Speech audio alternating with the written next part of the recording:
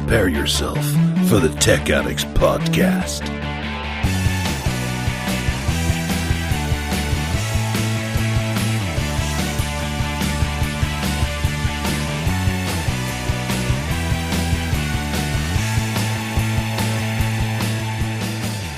This week on Tech Addicts, we talk about the Pixel Fold, the Nokia XR21, the Razr 40 Ultra, and powerful new gaming handhelds.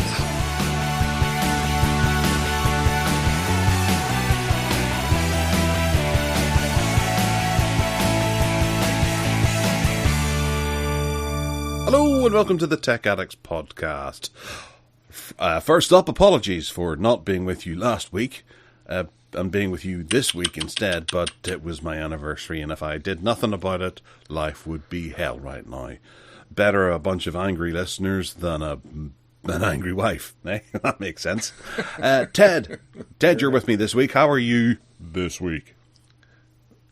I'm okay, thank you, and it's grand to be back. And hopefully the stuff that was in the show for last week has been outdated, and we don't cover anything that's now out of date and we shouldn't be talking about it. We shall see. Weather report from here is muggy and horrible and not very nice generally, but no rain and cloudy and kind of just diffused sun. What about you? It's cloudy but warm. There was this little sprinkle of rain earlier, and apparently it's going to carry on according to the weather forecast. But it said that yesterday, and the sun did split the clouds. What does the sun split? Split people in two. But it was a gorgeous day. I got a bit of a tan yesterday. It was wonderful. Yeah. Yeah, it was very sunny here as well. Yeah. But we shall see going forward. Anyway, did you have a nice anniversary and a nice trip and break wherever you went to? I went out to a big old hotel on the west coast of Ireland, and it was down on the beach, and there was a big storm that rolled in off the Atlantic, and it was lovely. Drank very expensive whiskey, and my wife had various types of wine and things, and it was very cool. There was no one else really in the hotel. There was a couple of other guests, and that was about it. And we sat out in a veranda that was sheltered and just watched the weather front and people windsurfing in the morning and stuff. It was great. Lovely. Absolutely perfect. An empty hotel sounds like my dream. Keep away from the river. Well, I was a bit worried that you were walking in and there was no one else around, and I thought, oh God, is this like Faulty Towers or something? I'm going to be accosted by an idiot. But no, it was just the time of year. So, yeah. And possibly the storm approaching. But I think I would look forward to that. Being in a big old hotel during a storm is lovely. You hear the windows rattling with rain. If there's any leaks, you don't have to worry about them because it's not your property. And you can just sit there and... Yeah. And the ghosts come out at night. I never noticed any, but yeah. And we had their best suite, which was great because it was free. Lovely. It was available. Very nice. Okay, well, we'll move smoothly in. Oh, wait, well, what did you get up to whilst we were not podcasting? Yes. What, last Sunday? We just have back-to-back Ana de Armas movies, is that it? I honestly can't remember. I probably did something constructive, or maybe I didn't. I probably laid in bed half the day.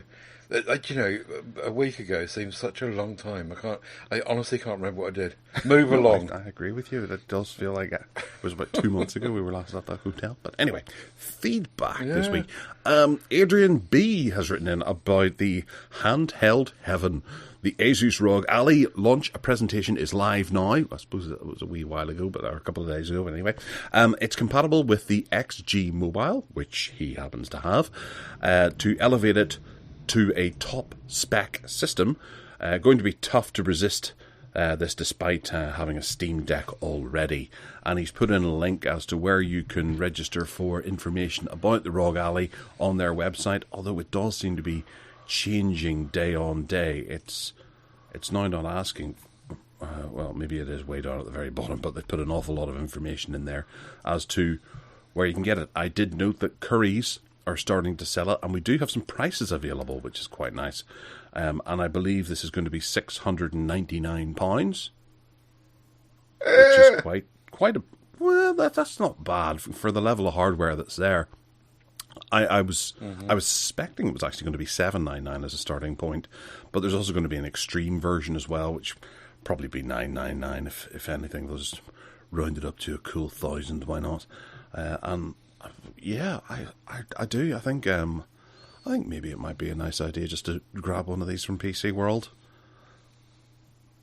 I don't get how these people, looking at this website, they're sitting across the room, they've got the Ally, or Alley, or whatever it's called, sat next to the television, plugged in, fair enough, and blah, blah, blah, and they're sat across the room with a wireless controller, and they are playing a game on it. Whenever I've tried to do that with any devices I've got, there's just this horrible lag. And I just can't. I don't. Maybe the Ally has fixed that, and they're making Bluetooth better, and there's no lag. Do you not have that problem? It depends. Yeah, it depends on the technology. I have tried using Steam Link, and there's a bunch of different links for it all to get through up to my computer, which is upstairs in the garage and downstairs in the living room, and then having to use a slightly crapper Bluetooth controller. Yeah, there's a lot of factors that can enter into it, whereas I'm hoping that this sort of thing does manage to iron out most of those, and where latency is a problem, they can drop down the details that they're displaying on the screen in order to enable a higher performance rate to combat latency. But I see their website actually has the AMD Ryzen Z1 Extreme listed on there, which is the processor in there. But there's also the... I clicked on it. Why did it do that? Oh, no. There's the Z1 Normal Edition as well, which you can't actually get the specs of, but it's a Zen 4 architecture, 8 cores... 8.6 teraflops, 16 threads. Yeah, this is an exciting looking device. I might pick one of these up. I'm very close to it. But I think it's a whole ecosystem that you have to learn how to deal with. If you watch on YouTube the fella Retro Gaming Corpse, he did a sort of initial review of this. He's going to do a comparison review in the future against this and the Steam Deck. And what he spends his time talking about in the majority of the review is how to balance the power settings in order to be able to get decent battery with a decent level of detail and performance. And that's what people are going to have to do. They're going to have to be able to recognize what settings work best for each particular game, given what they want to do with this. If you want to use this for a car journey to travel across the country, then it's probably not going to work very well for you because the battery will only last an hour and a half if you're playing Elden Ring. But if you're playing an emulator with Manic Miner on it, you might be able to stretch this all the way out to 5 hours worth of battery, depending on the power settings that you use. So it's a very complicated system initially for people who are not quite used to doing that, and I wouldn't be used to doing that. Obviously Adrian is, because he has his Steam Deck and he's already got a good understanding of that. So yeah, it's a weird one going in, and I think it might put people off. They'll just go with default settings and end up having a crap time. Oh dear. It does look very attractive, though. I mean, we have covered it on the show before, but it looks, really nicely finished, and it's got a nice big screen, hasn't it? That 6.8 inch screen, is it? It looks like a phone screen, doesn't it? It does. I think that's all you need, really. Is this is the same thing as a phone, essentially, with higher specs, obviously, inside it, and game controllers either side of it. Oh no, it's 7 inch. It's a 7-inch display with 16:9 So it's not ratio. your 6.69 that you love so much. It's also 6.67. It's also an LCD, not an OLED, which is significant for some probably. But yeah, I think it looks really nice. But you'd have to be really seriously about. I mean, Adrian Brain might be serious about gaming enough to pay £700, and you might too. But it would take a lot for me to shell out. Well, yeah, you see, I don't think you have the requisite back catalogue to be able to get the most out of this. Where Adrian and myself have a huge amount of Steam games, and games that you might not actually play on the desktop would work better on this, and you can actually get to playing those. Whereas I think you probably have Nintendo games and things like that you're looking to play, and they would work better on the Switch and your virtual gallery or whatever that they have. Yeah. So, thanks, Adrian. We'll keep close to this as to what's going on. I'll update you if I end up buying one. I'll be interested to hear if you end up buying one as well, and you could have the two together and test to see which game works better on which platform. Yeah, you could do that, Adrian, and then tell us all. Good call. Excellent. Yeah. All right, Hardline for the hardware. I'm going to start off with some sort of familiar territory because, Ted, I know you have one of these types of things for your, I don't know, hearing or something like that. You've got a thing that Sony made. But this is the Oskar wireless TV amplifier by a company called Faller, Faller, with a lowercase f. And this is it's kind of like a portable speaker system that hooks up to your TV. There's a dock that sits with your TV, and it can be used to charge this device. And it's got a volume knob on it. You can switch between various different sources on it. And what it does is it amplifies the voice over most of the other sound that's coming out of the TV to be able to give those with audibility issues a better understanding of what they're talking about on the TV. So if you're watching a all singing, all dancing movie with explosions and stuff like that, sometimes the explosions can drown out the voice and you don't hear it, or music can drown out the voice. And there are certain settings that you can use on various hi-fi equipment that plugs into the TV. I know I've got a soundbar for my mother, which I turn on night mode, and that allows her to hear voices more so than the rest of the audio that's going on in the film or TV show that she's watching.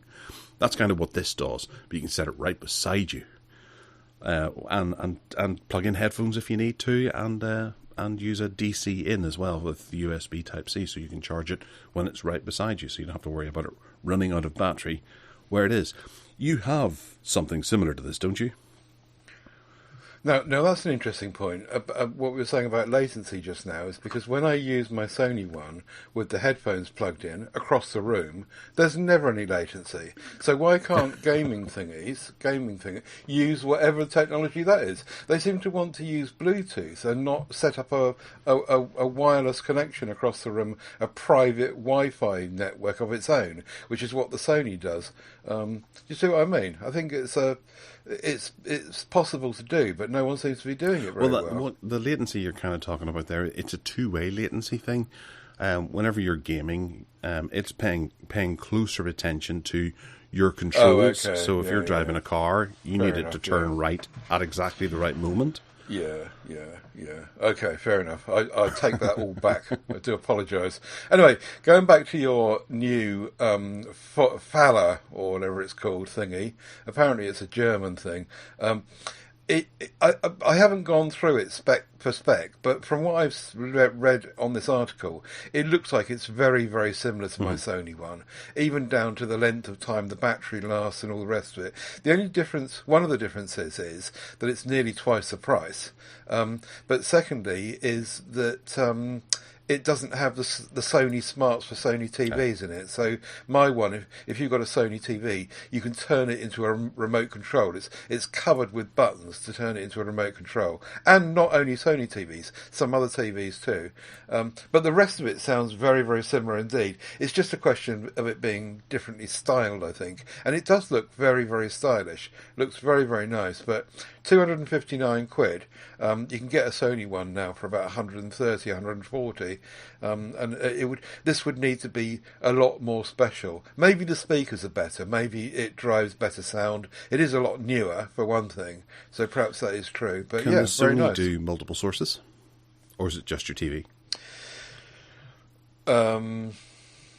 Multiple sources in. Yeah. from any one time? How would you say use you have that? maybe a radio or a hi-fi system or something like that sitting beside it. You can plug all three of them into this, and then on the side of this, where you've got the handle to be able to carry it around with you, you can switch between those sources. I don't know. Or perhaps I can't you've got remember. a I've TV never in used another it. room that's plugged into source 2 or something. I can't remember. Sorry. What I do know is though that you plug in the optical cable from the TV to the base unit, and it's the optical cable that then carries the TV signal, and then the local Wi-Fi signal carries it further on through. Now on the pictures of this one here, I don't see an optical input. Mind you, I don't see the base at all. Oh yeah, there it is. Well, the docking station input has aux-in, which is a 3.5mm. There's a Toslink, which is the optical cable, and then there's a USB port for USB Type-C. Right, okay. Also, it's worth noting that the one that I've got is not USB-C. It's micro USB. But the newer one that my mum and dad have got, that is USB-C. So, anyway, yeah, it looks really, really nice. And it looks very stylish and very classy. And I'm sure it is great. I was thinking about picking one of these up for my mum, just so that she could carry it with her. And I do wonder if there's a way I could plug in the phone to it as well, so she can hear me. She's got our house phone doesn't work very well with her hearing aids, and she has to turn it on to, the rear speaker, the loudspeaker. And that's really echoey and things like that, so she has trouble making people out. So I don't know how you would do that. But never mind. That's for me to work out some other day. One of these days I might do a comparison with this one and my Sony one, then we can come back to it. Why not? But it's going up for sale fairly soon, and there's a link in the show notes as to where you can get it if you need it. Okay, next up is the Anker Soundcore Motion X600, which has been reviewed by Review Geek. And Ted, you're quite excited about this for what reasons? Mainly because of the Sony reality audio, because they're claiming to emulate that and make it better, do it even better, because they've got an up-firing speaker as part of the whole thing. It also is supporting Dolby Atmos. And now that only works with certain music that's been created to work with Dolby Atmos, typically Amazon Music and Tidal. So you need to have some sort of subscription service to get one of those, I guess. Although over time, I'm sure that will change and it will become more widespread. But yeah, it just sounds as though they've thought this out really well. It reviews very well from people that have had one in their hand, and it's got all sorts of clever tech stuff going on to make it sound, like it's bigger than it is, and sampling the room a bit like the Sony reality audio units. It sounds really, really nice. I mean, it sounds like it should sound really, really nice. And it's about, how much is it? $200. $200. It looks nice as well, doesn't it? It's got a bit like that Fowler thing you just did. It's got a classy feel and a look about it. $200. It's £200 actually on Amazon.co.uk, yeah. Is it? Right, okay. And yeah, it looks really nice. And if all those claims are good are as they should be about it, then great. We do have experience of people having tested the Sony reality audio speakers, those 3,000 and 5,000 units, and kind of saying, well, it doesn't quite work as they said it should. So it'll be interesting to get one in. We'll get one from Amazon and send it back. Yeah, it's a nice looking. It is. It's quite a quirky shape.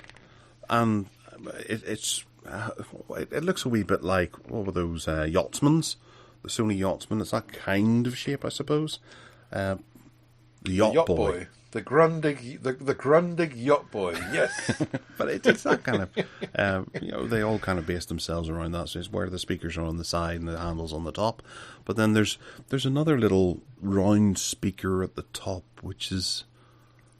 Yeah, that's the top, the up-firing one. That's what they're saying makes a difference. That's a nice idea, yeah. And it comes in some funky colours.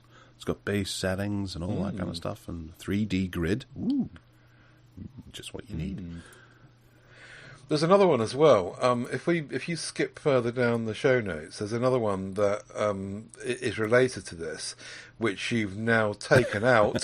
Whoops! Because that was old hat. Anyway, if you've got one of the JBL 6, I think it is, JBL 5 or 6, they're adding in exactly the same thing about with this Dolby Atmos thing. So that they're building it into the software of some of the JBL models. So look out for that one. I did put a link in the MeWe group to that story, even if it's gone from here. No worries. I just seem to be a bit old, and also I'm a bit hacked off at JBL. They did the acoustics in my car, and I don't think they're particularly great. They're nothing to write home about it. Yeah. But their branding's all over the show, so I'm kind of, why? So £200, you can get it off Amazon. Nice. Next up is, this is a public service announcement for all those who bought the Amazon Halo devices. Both of you. It's going to stop working later this year, and Amazon could give you a refund, which would be quite nice. Tech companies seem to be doing quite well at this whole refund idea. So you might have got a couple of years' use for free out of your Halo device if you had one. I don't understand. I don't remember the Halo coming out. Do you? Yeah, vaguely. It was a health and fitness band, wasn't it? They were trying to do what Xiaomi were doing very successfully, and other manufacturers trying to put this link up to phones. Well, did it come out about the time that Amazon tried the Fire phone, perhaps? I can't remember. I don't think they refunded everyone for the Fire phone, did they? I can't remember. That was a debacle, wasn't it? But this doesn't look like such a bad thing. I don't know how much it cost when it came out originally. I didn't do my research on it because who cares? It's dead tech. Just as long as those who bought one know that they could be getting a refund. Oh yeah, Oh no, hang on a minute. Any unused prepaid subscription will be refunded. Oh no, in addition. Sorry, yeah. So, oh well, I don't know. I suppose they would have probably charged about 30 or 40 quid for it. I would imagine something like that. That tends to be what the Xiaomi ones are going for. 30, 40, 50 but usually if it comes with a subscription, you expect it to be cut down a bit as well, because they'll make their money back through the subscription. All right, so researchers are creating an OLED panel. I remember talking about this when I was reading through this earlier. We did touch on this back when Matt and James were on the show. Yes, this is an OLED panel with an inflatable keyboard. I think it was whenever haptics were first becoming a thing. I don't know if it was Apple or Microsoft were researching the idea in order to get rid of the physical keyboard on the likes of the BlackBerry and Windows mobile phones. They looked into the idea of having the keyboard sort of inflate under the screen so that you could feel the keyboard as you were tapping on it. Because people just didn't like tapping directly on glass. It was somewhat inaccurate, and instead of actually pursuing that technology, they pursued building better software keyboards for your phone that tends to work better with a spell checker so that you don't make as many mistakes. I still make as many mistakes as I always have done, but I think, and I don't think an inflatable keyboard would work in any way to help me stop making those mistakes, but it looks like a company is coming up with a pretty cool-looking solution, bit of tech. Researchers. Yeah, and Ted, you've linked to a very interesting part of their video which shows it in action.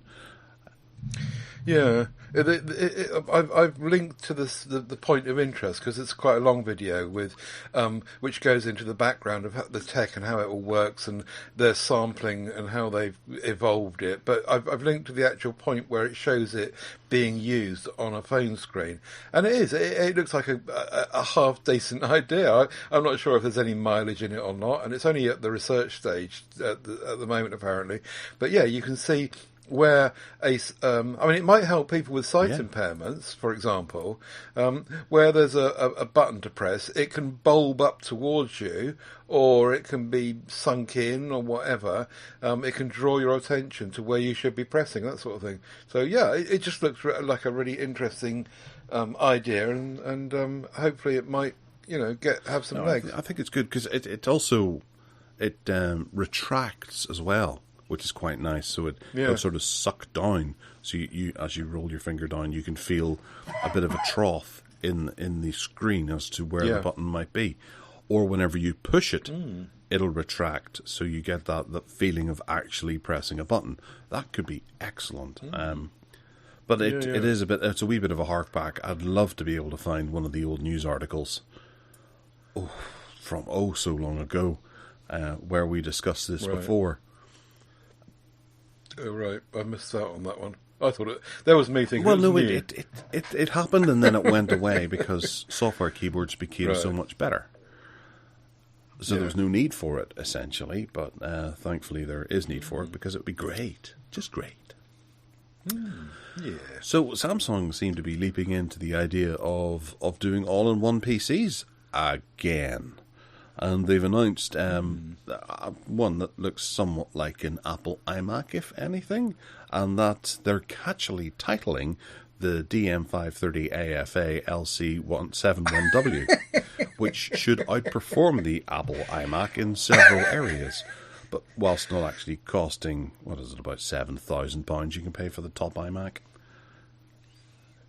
Wow, is it Well, really? I don't know. I'm just throwing that on there. Maybe 3, maybe 4. I don't know. Yeah. It is quite a lot of money. I remember I bought an iMac a long time ago, and it was expensive, and even more so now. But they've changed the iMac, you see. More since I've had an iMac, they've made it not completely sealed in. They've made it accessible to change RAM and boards and whatever, memory and stuff, whatever you want to change inside storage. And that's exactly what they've done with this Samsung one, is that they've made it accessible to change all the bits inside it. And yes, it is a complete iMac rip-off, you're right. And furthermore, it's only being released at the moment anyway in South Korea. This is a 24-inch version. My iMac was a 24-inch one, not the 27-inch one.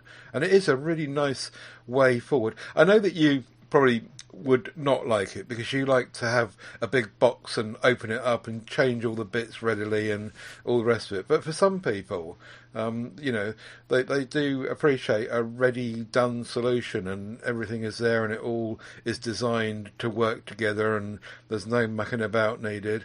And it's only apparently, the base model is only going to be $1,000.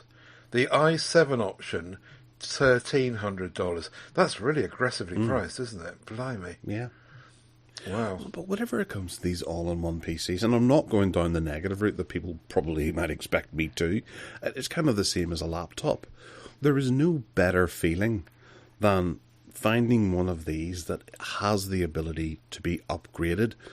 And if you, there was a YouTube channel I followed for a wee while, and they were going and picking up a bunch of these all-in-one PCs, primarily made by Hewlett-Packard, if anything, and maxing them out, finding out what the best parts that they could actually upgrade by, even taking it fully apart and replacing the processor as well for the motherboard.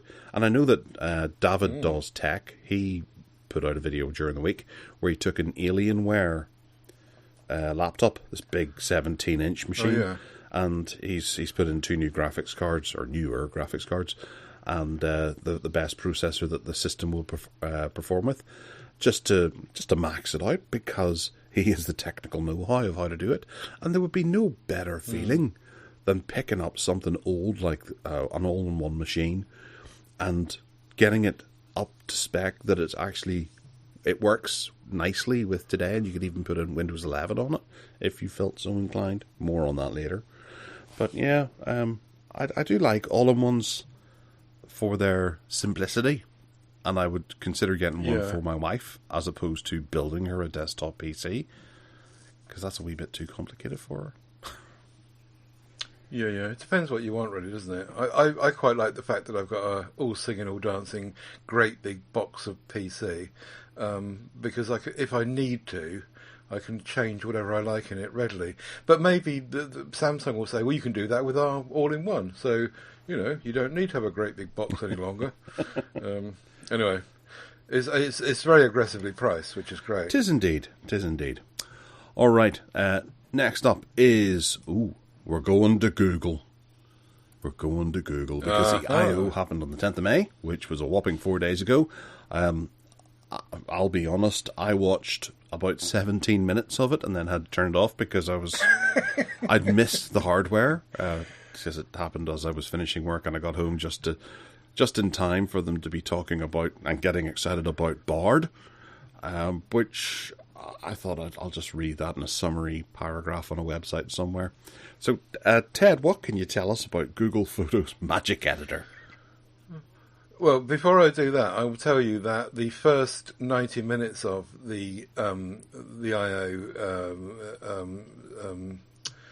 What's it called? Keynote.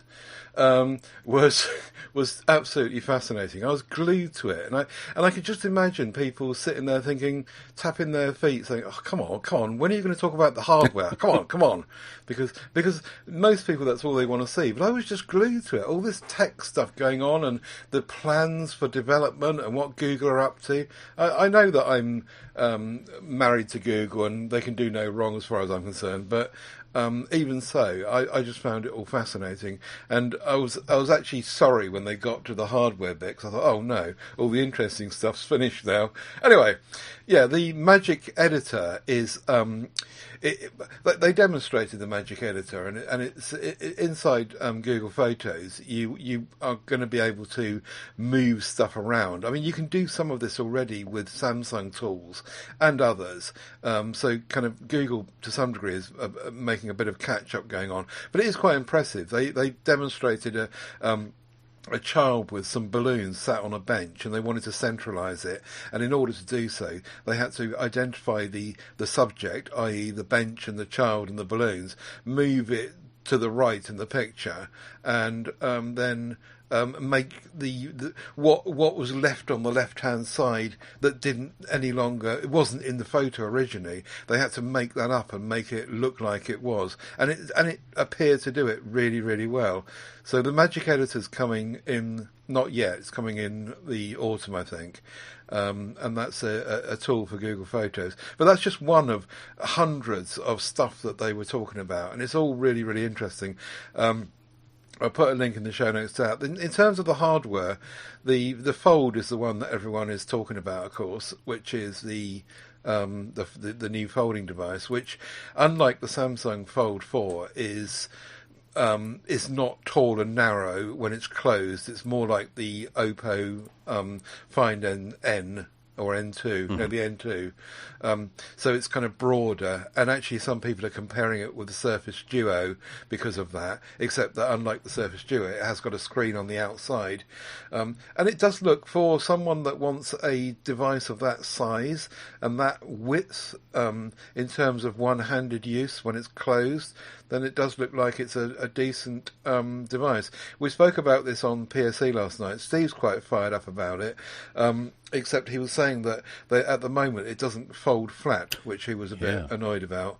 It kind of props open at the last minute. You can't get it flat on a table, but he reckons that they might be working on that. So yeah, the Fold, I don't know. I can't work. In some ways, the Fold 4 is nice because when it's folded up, it's more like the size of a candy bar phone. You can put it in your pocket and you can use it one-handed easily. But I can see the other side of it as well. Do you fancy one of those? I kind of do. I did at the time I started looking into it, and well, obviously it's priced quite high. It's £1,799. You can trade in phones against it, and they'll give you a free Pixel watch because they have so many of them lying around to try and influence a purchase. But there was a couple of things that bothered me about it. I was watching, because I did actually see this hardware part of it. I went back and watched it later on. I was watching the fella in the, was it a beige top or beige t-shirt, using this phone. And he was leaning sort of over a podium-y type thing, using both hands to control the phone.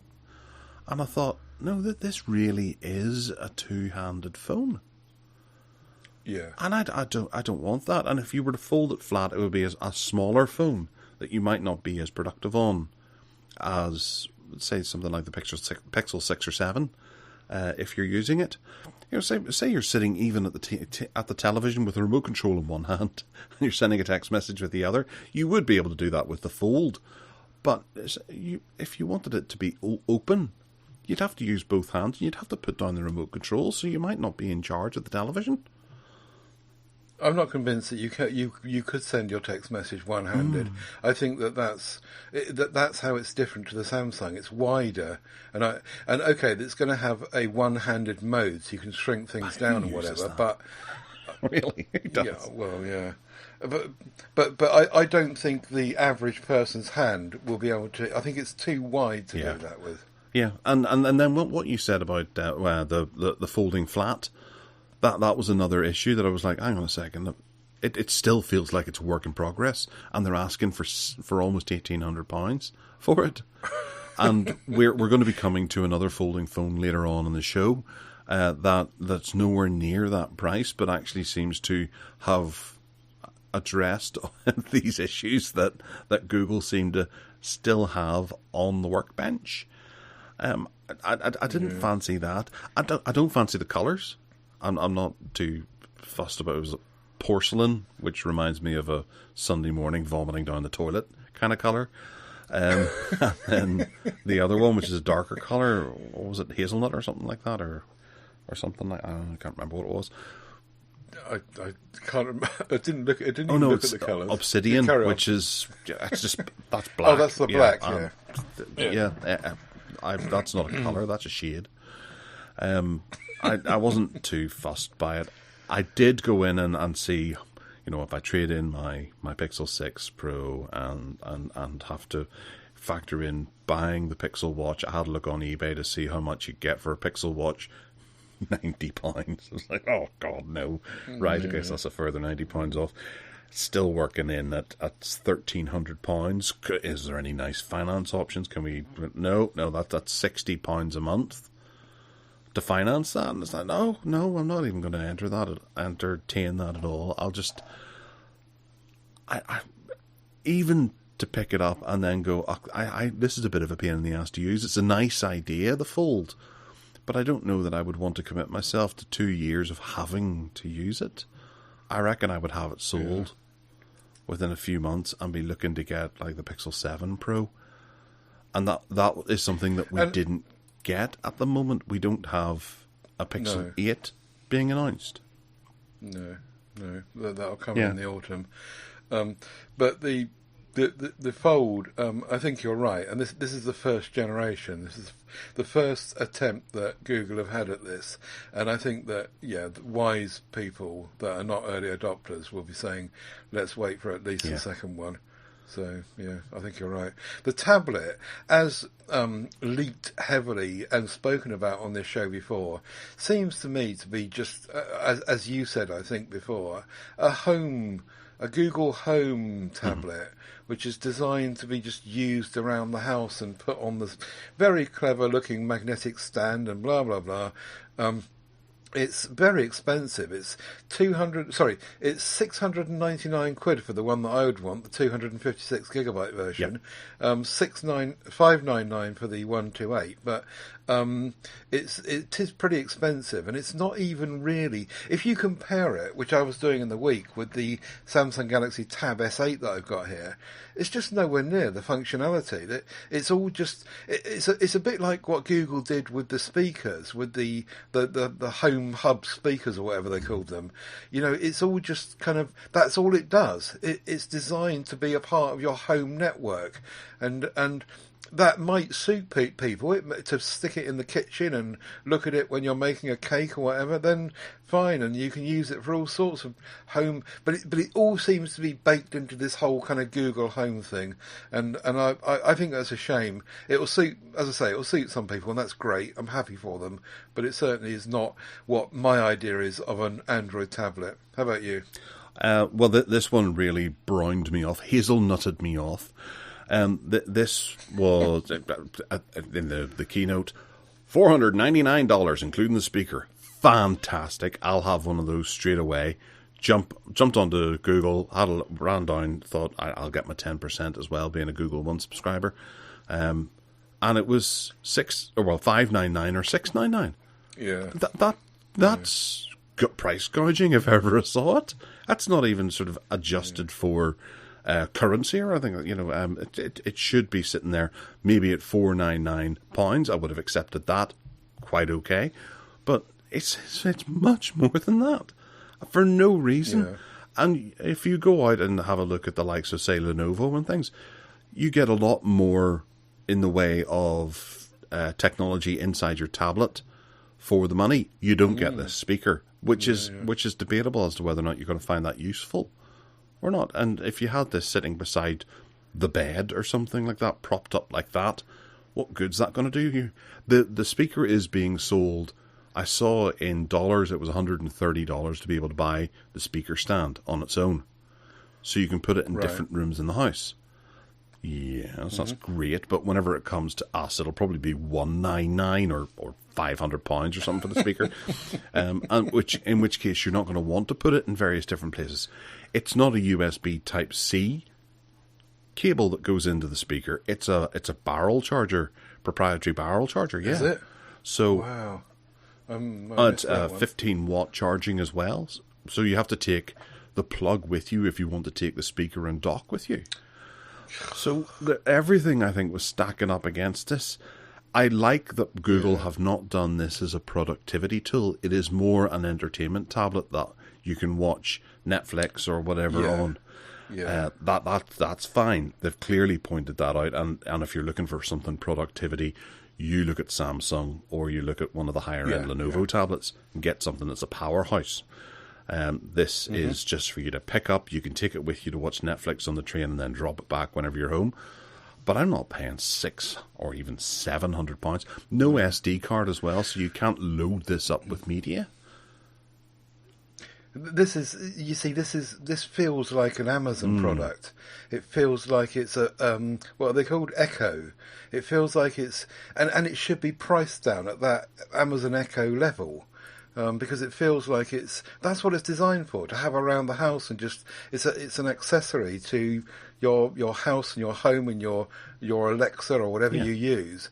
But they've just priced themselves out of that area of what this could be. I think. No, it's a nice idea again, but I think that they've let themselves down on price. Whatever happened to those days of Nexus being competitively priced to try and get them into people's pockets so that you're in the Google ecosystem. Now that they've gone the Apple route where it has to be a premium to get it, they're putting a lot of design into it, and they are very attractive devices, but I don't think people are going to be very happy whenever they sit down expecting the Samsung or Apple system that you get with those prices that you're paying, and you end up with the raw Pixel experience, which is good, but it doesn't pack everything into it, and you're going to have to go onto the App Store and buy apps to be able to cover certain areas that you were previously covered by Samsung and Apple. Yeah, so thumbs down, Google, for that one. We'll give you a thumbs up, though, for adding wireless charging for the first time into a Pixel A series phone. So the 7A has come along, and it's very similar in many ways to the 6A, to be honest. It's a slight evolution in that respect. And it's £449, although there was a UK store pricing foul up where they were charging £50 more for people buying the coral coloured one, I think it was, but they fixed all that and they've refunded people. So it's 449 Pixel 7a. Very much like the 6a, slight improvements all round, but very, very similar, and added Qi charging. Well done, Google. You can have your thumbs up back now. Well, now that you've mentioned that, I'm actually going to jump in and just check and see that I am right about the pricing on the Pixel tablet, in case that was a miss. No, it is. It's from $599. Yeah, it was $699 for the 256. And if it's not a powerhouse like a Samsung, what would you want storage for anyway? What are you going to put on it? Anyway, I suppose you could store Netflix films before you watched. Anyway, yeah. No, let's leave the tablet behind us. I think the 7A is a nice wee phone. It's got a good price. It's got an excellent camera for the price, and I think that people who are quite happy to go for that lower end phone will do quite well with this. They'll get the feature set of the Pixel, which is nice for that price point. They're not going to be expecting too much, and they can quite happily go and find other sources of applications to be able to cover those that you don't get here. And everything else on that spec sheet is nice. It's good. I was thinking that perhaps this was going to hit something with maybe some of the older Google Tensor G1s or something like that to keep that price that low. But no, that's the same processor that's in the Fold and the tablet. So it's a cheap cheap processor for Google to put in their devices. You're not paying an extra for it. It's a nice looking little phone, plastic of course. There are corners cut, but it's a dinky little phone, and it will suit lots and lots of people really, really well. So I think they pitched that right. That's probably the one thing that they did that will be very popular. And in no time at all, that'll be down to $399. Yeah. So then it starts to get out there in people's hands, and my mum will be delighted with this. She's got her eye on it already to replace the 4A 5G and even the 6A, which we've got kicking about here, but it's got no Qi charging, and that will make a big difference to her. So yeah. Well, here's a question for you: for the Fold and the tablet, what would you realistically be expecting to pay? Well, we know that it's 800 quid for the Fold, and the tablet's 700 quid, so that's 2,600 quid. The tablet should be about 200, and the Fold should be. They should have pitched that at about 1,200 quid. So yeah, I reckon that's where they should have been pricing. And I reckon that's where they're going to drop down to after the early adopters all fork out an extra £500 for it. At the end of the summer, whenever the Pixel 8 is being announced, we'll probably see the Fold in nicer deals and with probably rather luxurious trade-in options at around £1,200 to pick it up. Or a second version of it that folds flat. Or unfolds but flat. I don't see the tablet dropping in price until maybe this time next year. I think they're going to try and keep that price as high as possible because it's got that extra bit. Okay. They may do a deal where you don't get the speaker included. You might just get that pretty cool little ovular. No, what is it? The stand, which is the ring. Oh yeah, the cover with the magnetic thingy on the back. Yeah. And that sits on the speaker, or you can stand it up independently. That looks like a nice little idea. But how much is that? Presumably that doesn't come with it, does it? I thought that was an optional extra that you could get, and it's probably going to be about £100 or something for that particular one. Just to push the tablet the whole way up to maybe about £800, £900 that you're paying for that tablet system. Yeah, we'll probably come back to the tablet though once they're out there and we see what people are saying about them when they're in use in shows to come, and comparing it with the ones we've got. I think the obvious point about why they're not making the tablet a productivity tool is because they don't want to impact Chromebooks. They want Chromebooks to be your office and your educational hardware, and then you've got the tablet to dander off and watch a bit of Netflix on the train. Which is okay. Which is okay if they then do us a Pixel Chrome tablet, a Chromebook tablet thingy that is a tablet running Chrome OS. We'll have one of those. We still have their. What was it called? Oh, the Slate, wasn't it? They made the Slate and then abandoned it. And let's have one of those, please.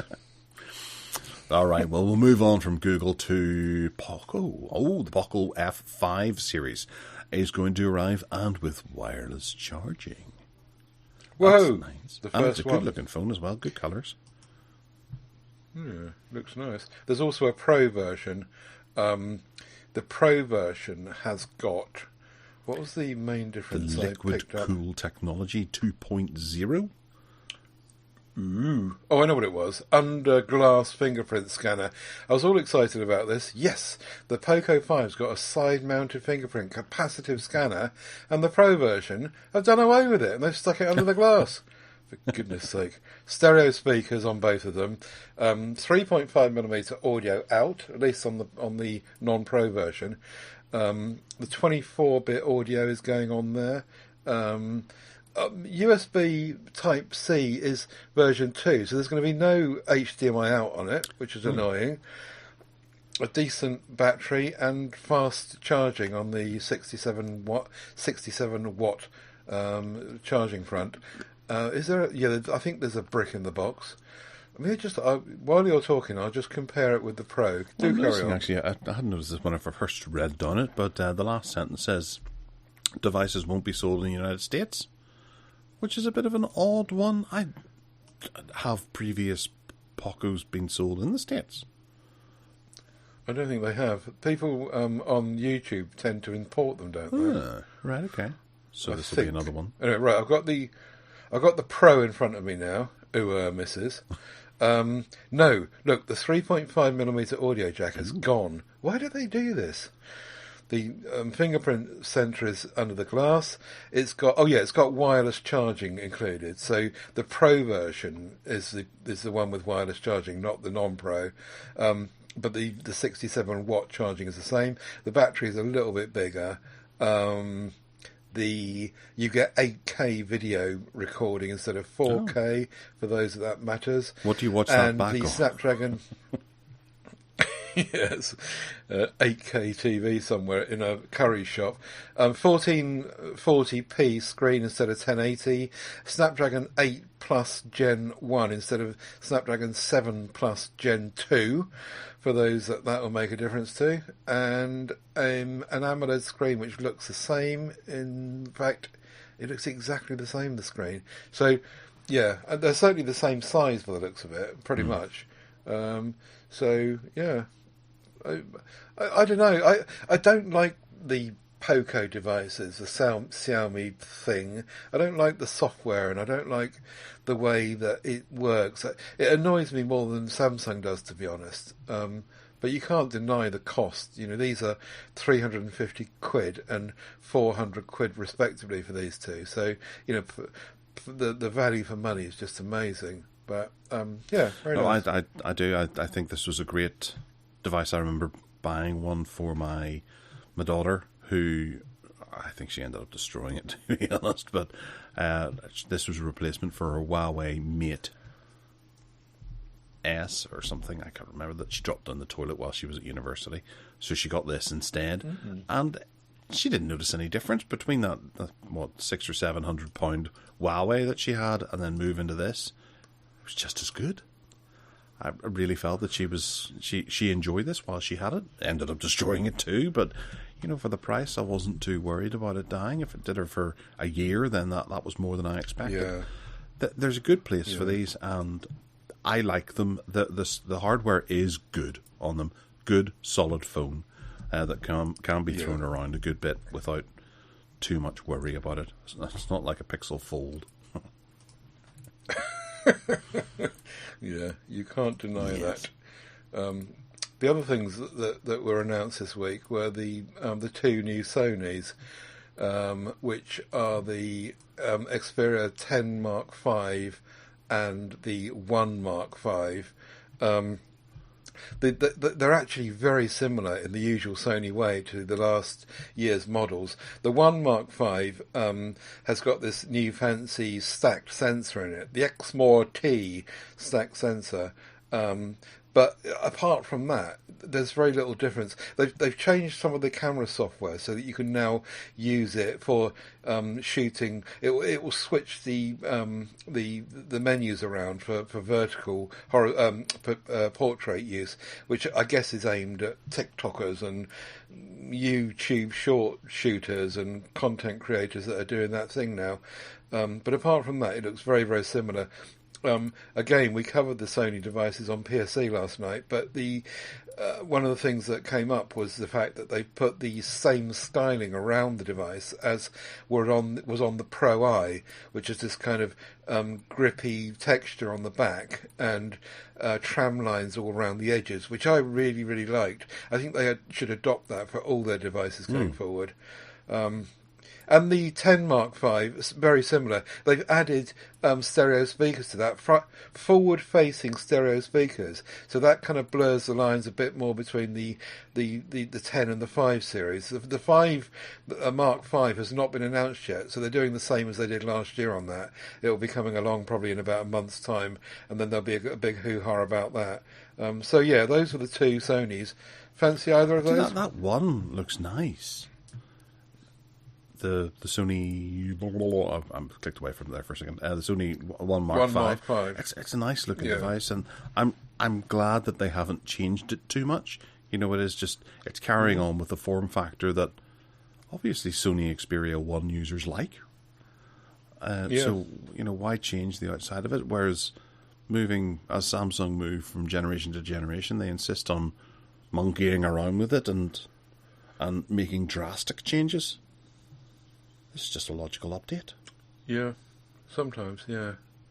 Certainly, throughout the whole series of the 1s and the 5s and the 10s, they've been very consistent with their design language, and changes have been very subtle. And I think you're right. I think that's good. That's a good thing. You know where you are. And I'm looking forward very much to seeing the 5 Mark V.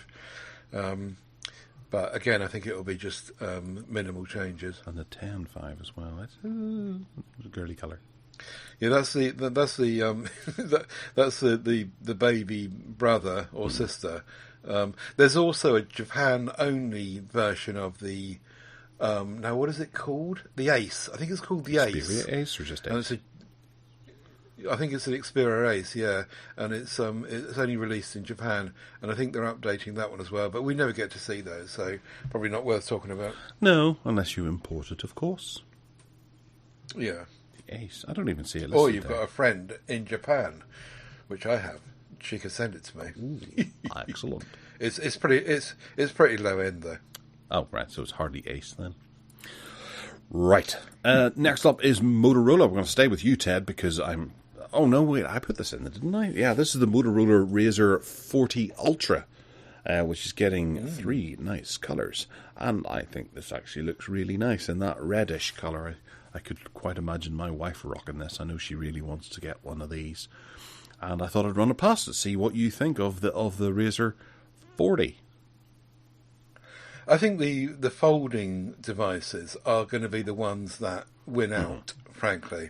I think that the folding devices, the bigger ones, are going to be a niche market. And again, I apologise because I said this on the show last night, but I think it's true. I think that the flip devices like these are the ones that are going to win. And this one particularly because it's filled up the front screen with, the whole screen for the first time really is filled up with display and usable display.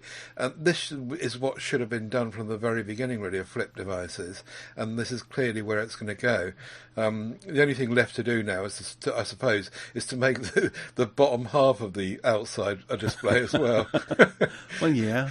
But Samsung are doing this. Oppo have kind of done half of this. Others are following along, and I think the flips, the flip phones that keep the price under, 900 quid, 1,000 quid. If you can pitch this at 800 quid for a flip phone, I think they'll do really, really well, as they have done already. Motorola is always questionable as to updates and all that. We won't go across that again, but I like it. And that pink is that's really glary pink, isn't it? I wouldn't want one of those. I think that's all my wife sent me. Going, can I have one of these, please? Still no price though yet, but I imagine it'll probably be about £1,300 to £1,400 for one of these. Surely not. Surely not.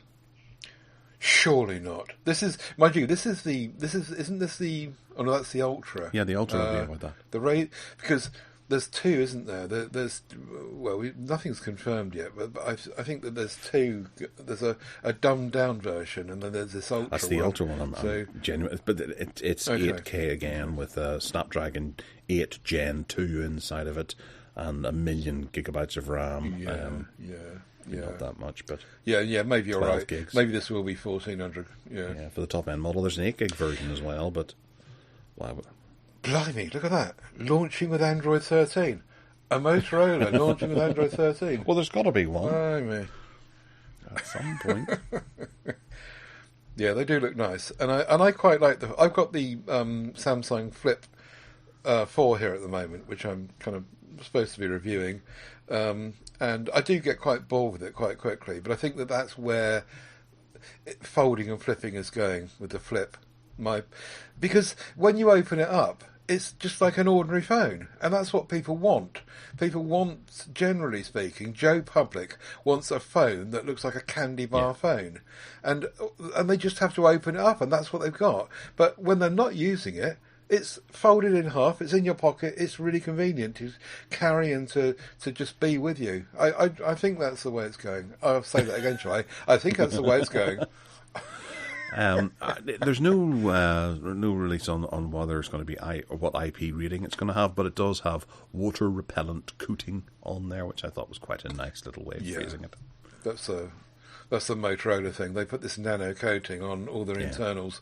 They do that with all their phones these days, and they reckon that it's as good as an IP rating, but they don't actually put a name to it. They don't pay for the certification. Yeah, because the most sensible would be Macintosh, but that's already taken.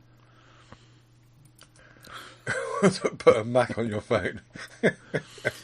All right, the HTC U23 Pro 5G is getting leaks on. HTC? What? Yay! Good grief, they're making a high-end phone?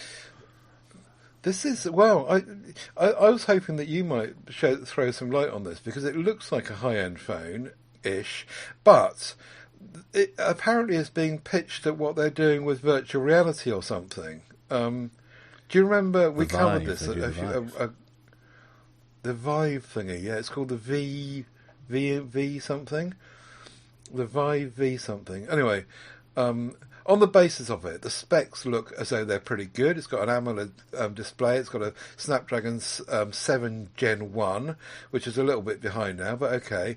8 gigs of RAM, 256 gigs of storage, 108 megapixel main camera, 4,600 battery, Android 13 out of the box, 3.5mm audio, blah, blah, blah. And it looks really, really nice. Yeah, there's no indication of what size it might be by the looks of it. But hang on a minute.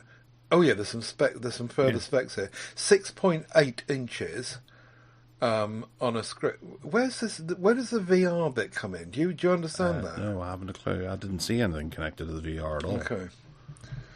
Didn't you? Well, the early stories that I read on this were about. Right, let's look it up. HTC U23. Oh, 23. It's not very original, is it? I think that Samsung will be all over that. They used to call things like the lobster and stuff like that. Why can't they do that again? Just look around the room and pick something and go, okay, the London bus. Right, here we go. I found it. It's been designed to be compatible with HTC's Viveverse VR platform, but details are scarce. So there's teaser trailer going around, which is pitched for the 18th of May, which is in 4 days. When is that? Thursday, 14, 15, 16, 17, Thursday. So on Thursday, this teaser is saying, "Are you ready?" And it's all to do with the Viveverse, the Viveverse. And that's what made me think it's all to do with this virtual reality thing. And that's where it's all pitched. And I didn't know whether or not this would be any good as a standalone phone. See what I mean? Yeah, but you got to wonder if it possibly, because HTC is doing quite well and it's one of the leading VR hardware companies, are they maybe trying to cash in on that by this will be rebranded from U23 Pro to Vive 23 Pro because it's a sellable name and they might be able to sell a few phones off the back of their Vive technology. Yeah. Don't know. Well, we'll certainly tune in and have a look, because HTC is obviously a very exciting company, and they've made some great products in the past, and they currently are making some of the better VR stuff going forward. And they've got that new one that's coming out, which is more like goggles than an actual proper VR helmety type thing. So perhaps this will work with that or something. It'll be a phone that goes along with those goggles.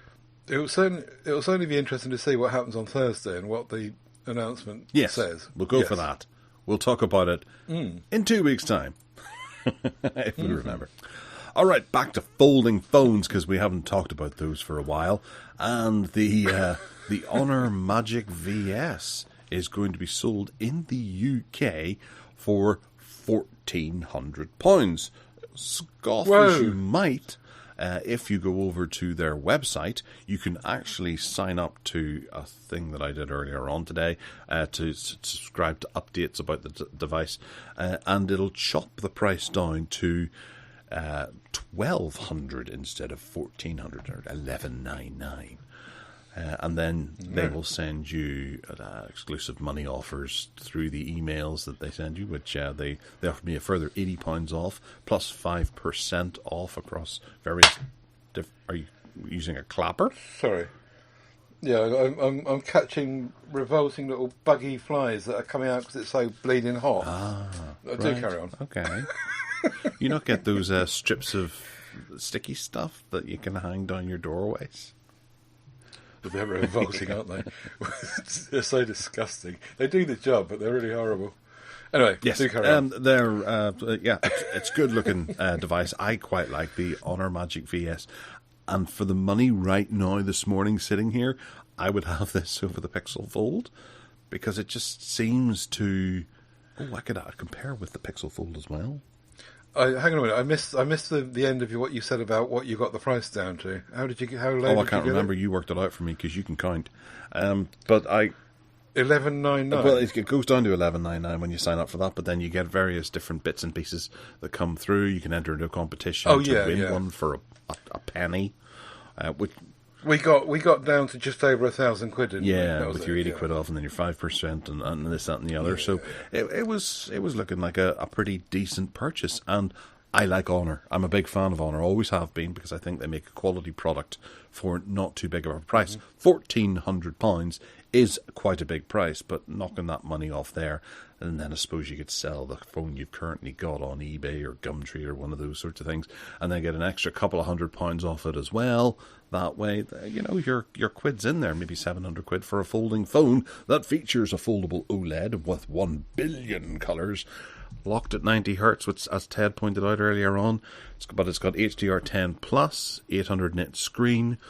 It's 7.9 inches, which is quite large. It's larger than the Pixel one, which is 7.6, and Samsung, which is 7.6 as well, I believe. It rocks Android 13 with Magic OS 7.1 international version over the top of it, unlike Samsung, which is still locked to, Android 13 is coming out for it, I believe, at the moment. And I think Pixel's probably going to have Android 13 on it. The Fold 4's got Android 13. Right, okay. I didn't want to say it had when it might not have happened. I know Samsung can sometimes lag. It's got the Qualcomm Snapdragon 8 Plus Gen 1, which is fairly speedy, and that's the same processor that's used in the Samsung. It comes with 8 gigabytes of RAM and 256 gigabytes of storage, but there is a 12 gigabyte of RAM with 512 gigabytes of storage available as well. Doesn't quite go up to the terabyte you can get with the Samsung, but then you're paying through the nose for that as it stands. It does 4K 60 frames per second. The Samsung does do 8K 24 frames per second, which is great, but where are you going to use that? Practically today, maybe next year. And I like it. I do. 5,000 milliamp hour battery compared to the Samsung, which is 4,400 milliamp hour battery. Do you notice problems with your battery? Can you make it through the day? On the Fold 4? No, I think the battery on the Fold 4 is pretty good, but then I probably don't push it. I'm not out there shooting 8K video like some people might be. And if you started doing that kind of thing, I suppose you would kind of drain the battery quite quickly. The other thing to mention about the Honor is that apparently it's got the desktop mode, like Dex and like Ready 4, built in. And I'd really like to see that because I've seen it reviewed on Tinternet. And the only other thing that I was going to mention was really that it's not got wireless charging. So the Samsung has got wireless charging. This one hasn't. This is a broader device as well, a bit like the Pixel Fold. So if you look at the difference in the width, the Samsung tall and slim is 130 wide millimeters, and this one's 141. Where does it say it doesn't have wireless charging? Because it's got reverse wireless charging. No, reverse wired. So you can plug it in with a cable and reverse, but it hasn't actually got Qi charging, no. But it's got 66 watt wired charging, which is pretty fast. Which is very good, yeah. And Samsung hasn't got that. They're stuck on 25 still, which is pretty crap these days. Anyway, where was I? Oh yeah, the width. So 130 millimeters wide on the Fold 4, and this is 141 wide. So again, you're going to struggle. I think most people are going to struggle with one-handed use when it's closed up. That's one thing that can be said about the thinner, taller thing, is that when it's closed, it's just more usable. It depends what you want, doesn't it? And I'm pleased that you like Honor. Have you got a PR link with them? Are you going to get one? I did have, but they haven't been in touch in a long time. I can't remember. Maybe I gave something a bad review at one stage and they closed the door in my face, as seems to happen so frequently with these tech companies. Okay. Well, I don't think we have either, so we probably won't get one. But yeah, it's much better priced, isn't it? It is, yeah. I do generally like this. I think of the three of them, I would pick up the Honor first and foremost because it's the most competitively priced, and you can't really say that it's lacking anything. What about Magic OS? Have you tried? I've always quite liked that, but right. Yeah, I've seen it grow from when it was back in the Honor 6, 7, 8, 9 kind of phase. No, it's 9s now. Yeah, I think I used it up to Honor 7, and it was grand. Right. It had nice flourishes. It felt a bit more targeted at, dare I say it, teenage girls. Sorry, internet and PC brigade, but that's where I felt it. It didn't quite go for a rugged man on the the building site in their Land Rover. Yes, called Butch McDick. You know, it didn't quite work for him. But yeah, it's a wee bit too flower orientated and fairy style. But you know, it's Magic, so what do you expect? Probably digging myself a bigger hole there, and I'm going to be cancelled tomorrow, as usually happens. It is a good price, yes. Though. You're right, and if you make the most of those deals you were talking about, even cheaper, and I'm sure it's really nice. It looks very much like a Oppo Find N2 to me, really. It certainly does. Now, we do have nothing to talk about this week, which is interesting. Oh. All right, well, shut up then. No, nothing as in the phone. Ah! We could talk about them. Yeah, there's an event coming up. That's on Thursday as well, isn't it? Is that on the 18th? I think it is, isn't it? HTC and nothing. Yeah, I'm trying to navigate their website, but it's a pain in the ass. Who designed this website? Shot. Oh, it doesn't. It just says coming soon. I thought they had an event. No, there's things at the top lined up. Products, phone. Oh, yeah. There it is. There, right, there's a phone. Yeah. So, what are you expecting? The Nothing Phone 2? Nothing. I don't. Well, I think that they're going to. The bottom line is we don't know anything at all. But I think they're going to probably just embellish what's on the back, just make it more options. When I had the Nothing Phone 1 in for review, it was good fun to play with the stuff on the back, all the lights and all the rest of it, but it was very, very limited. You only got a certain amount of stuff. Maybe they're going to open that up to developers, for example. Maybe they're going to allow developers to put stuff in the Play Store to make that much more interesting and different, and do a Samsung with it and let people play with it. I don't know. But personally, I would like to see a Nothing phone that's smaller. One of the reasons I was pleased to get rid of it was because I thought it was like a tank and a brick. And it was just too big, and it was very iPhone looking, which annoyed me. Very square kind of edges, but it was just big. It was huge in my hand, even though the screen size didn't necessarily reflect that. It just felt huge, and I'd like to see one with a 6.3-inch screen, something like that. Shrink the size down, and let's go again. Do you think that they would actually maybe release a Nothing Phone 2 with a software development kit that people could use to manipulate it and not make it backwards compatible to the Nothing Phone 1? That's a good question. Certainly, if they change the way the LEDs are arranged on the back, it might be tricky. If they put more on there, I mean, they might just cover the whole of the back with LEDs. They might just say, right, forget all this styling stuff. Let's just cover the whole back with LEDs. Let people put what they like on it. So being like an electronic billboard or something like that. Exactly, yeah. Or some, lyrics for songs scrolling up it, or whatever you want to use it for. Wow, and you could have it in a cradle pointing out of your phone, and if someone cuts you up on the motorway, you could have a button that you press and it says wanker across it that they can see in their rear view mirror. Wow. Yes. Yeah, I like that. Brilliant. Do that, Nothing. Go on. Dare you. So I don't know when this event is. I thought that it was set, as I say, but it doesn't appear to be. Have you seen a date anywhere? No, I haven't. I didn't actually realise there was an upcoming event. Right, we better take the word event out then, shall we? We'll remove the word event. The official release window for the Nothing Phone 2 is a vague one. Summer 2023. Yeah, okay. Well, what is not vague is the Nokia XR21. You know how I banged on about the Nokia XR20 and thought it was great and loved it. Well, they've taken things a step further with the ruggedness with the XR21, the update, if you can call it an update, which I'll come to in a minute.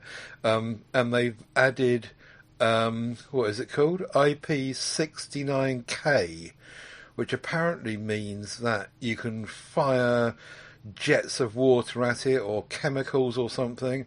Military standard 810H, the same. Right. I wonder if they've coded James Bond in that as well, and that's how he managed to survive the last film. Yeah. So anyway, this is the update. Now, the reason I'm questioning it being an update on one level is because they've taken away the Qi charging. Oh, those scoundrels. You can't believe it, can you?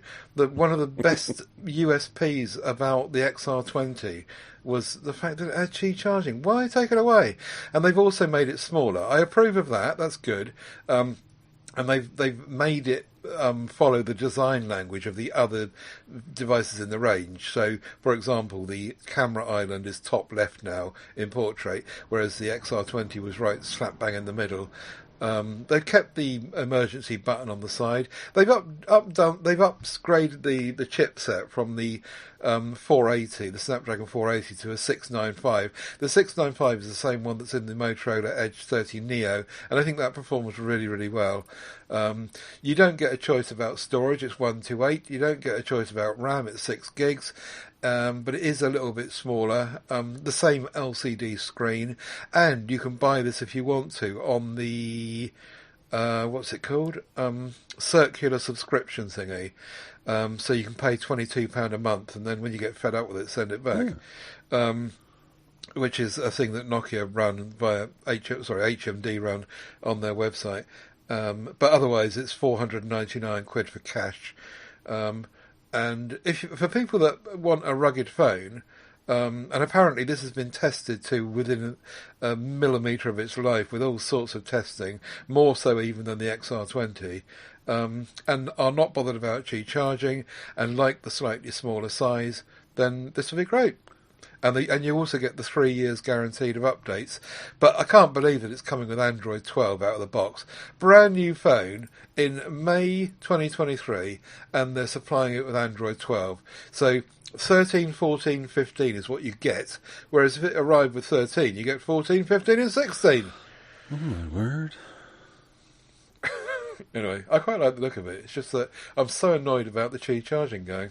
Yeah, that's a step back. Really is. Yeah. Gits. Totally. Yeah, the oh my word was actually to the fact that I've just realised my t-shirt's on inside out. I'm glad you're paying attention. No, I was listening to your battle on.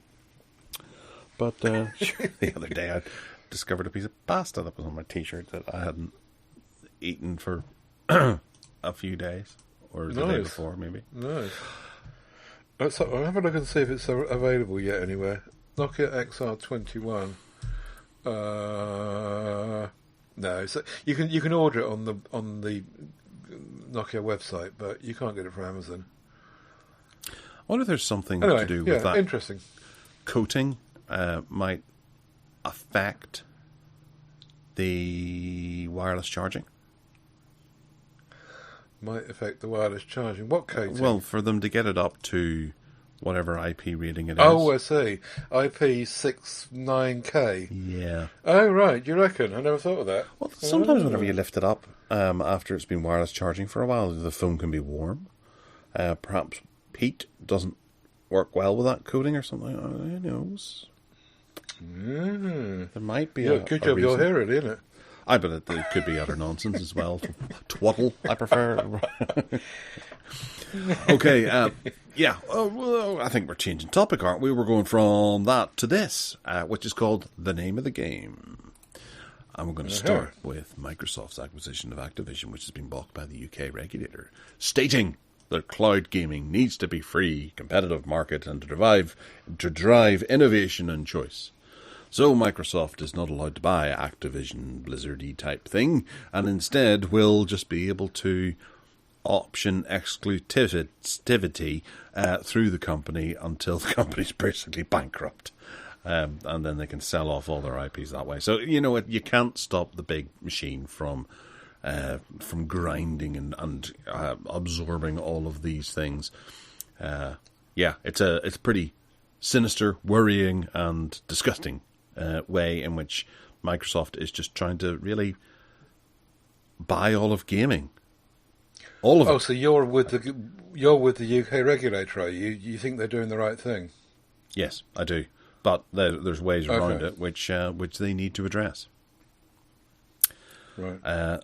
It all boils down to, you know, Sony does have their own exclusive titles that they develop in-house, the likes of The Last of Us, for example, and they're only pushing that out to the likes of the PC now because they've realised that there is a market there, but they're not putting on an Xbox because that will drive up sales of Xbox, and that is, I suppose you could say that's unfair, but, you know, they're developed in-house. It's a bit like Nintendo and Mario. Everyone has their own in-house developments. Microsoft's never been able to manage that. You know, so they've just gone around buying other people's IP to try and get it. And they've got Call of Duty now. And that was a big problem. And I know Sony went bonkers over that because they're worried that Call of Duty's just going to be Microsoft only, Xbox only, PC only, and Sony will be completely left out. People want Call of Duty, and all gamers who have PlayStation 5s, they're going to be livid that they can't get another Call of Duty game. So Microsoft had to sort of ink a deal that I think for the next 10 years, Call of Duty will be released multi-system. But if Xbox turned around and picked up Activision Blizzard, then, you know, Blizzard's a big company. I know them particularly better than Activision. Blizzard do the likes of Diablo, StarCraft, a bunch of those types of games that were big over the years.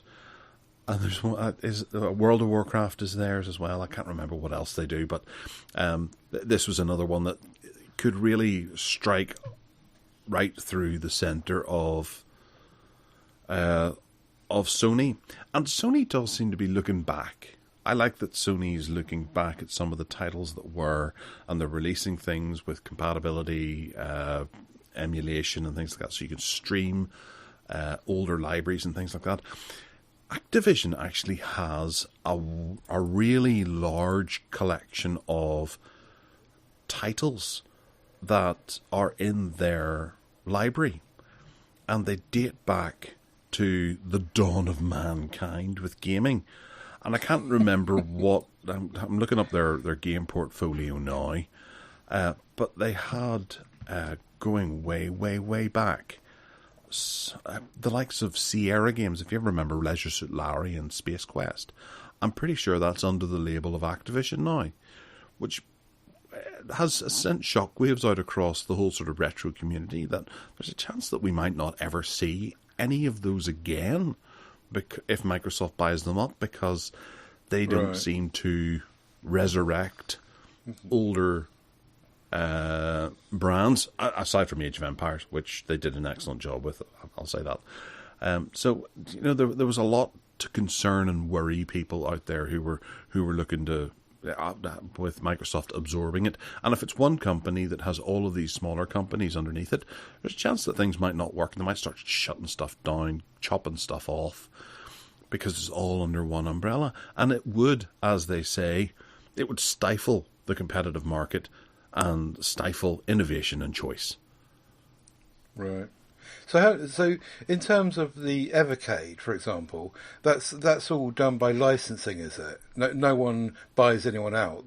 Evercade just asks to use the whoever owns the game to put it into one of their carts, do they? Yeah, and that's why you kind of see the same kind of games being released on various different platforms. If you buy an Evercade or a VS or something like that, and then buy one of the retro consoles, you might notice that some of the titles are the same.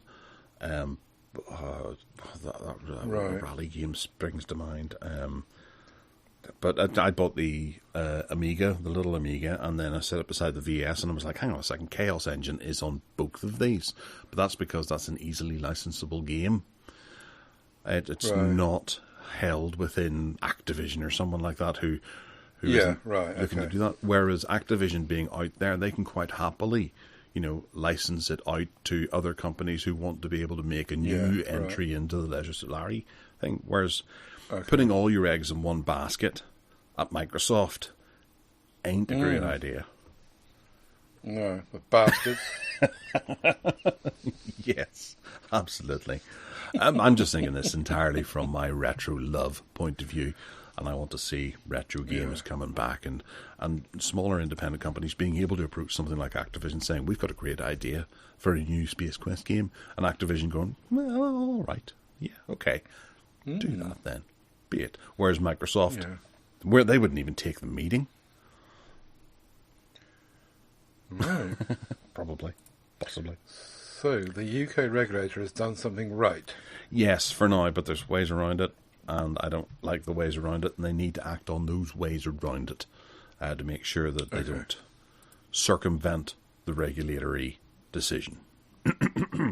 Oh, this next one was because I thought Ricky was going to be here. Well, maybe we'll save this for the next show, which Ricky will likely be on. So, yeah, we'll talk about it then, and you listeners will not even know. There's a tease.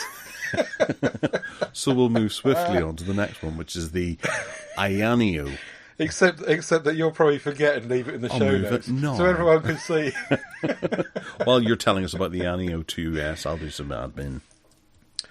I don't know about the Ayaneo or 2S. I was hoping that you did. Oh, it's it looks like a yet another gaming console to be held in the hand, but the headline here is that it's an actual top end one, because it's challenging the Steam Deck and the ROG Ally, and giving them some competition at that end.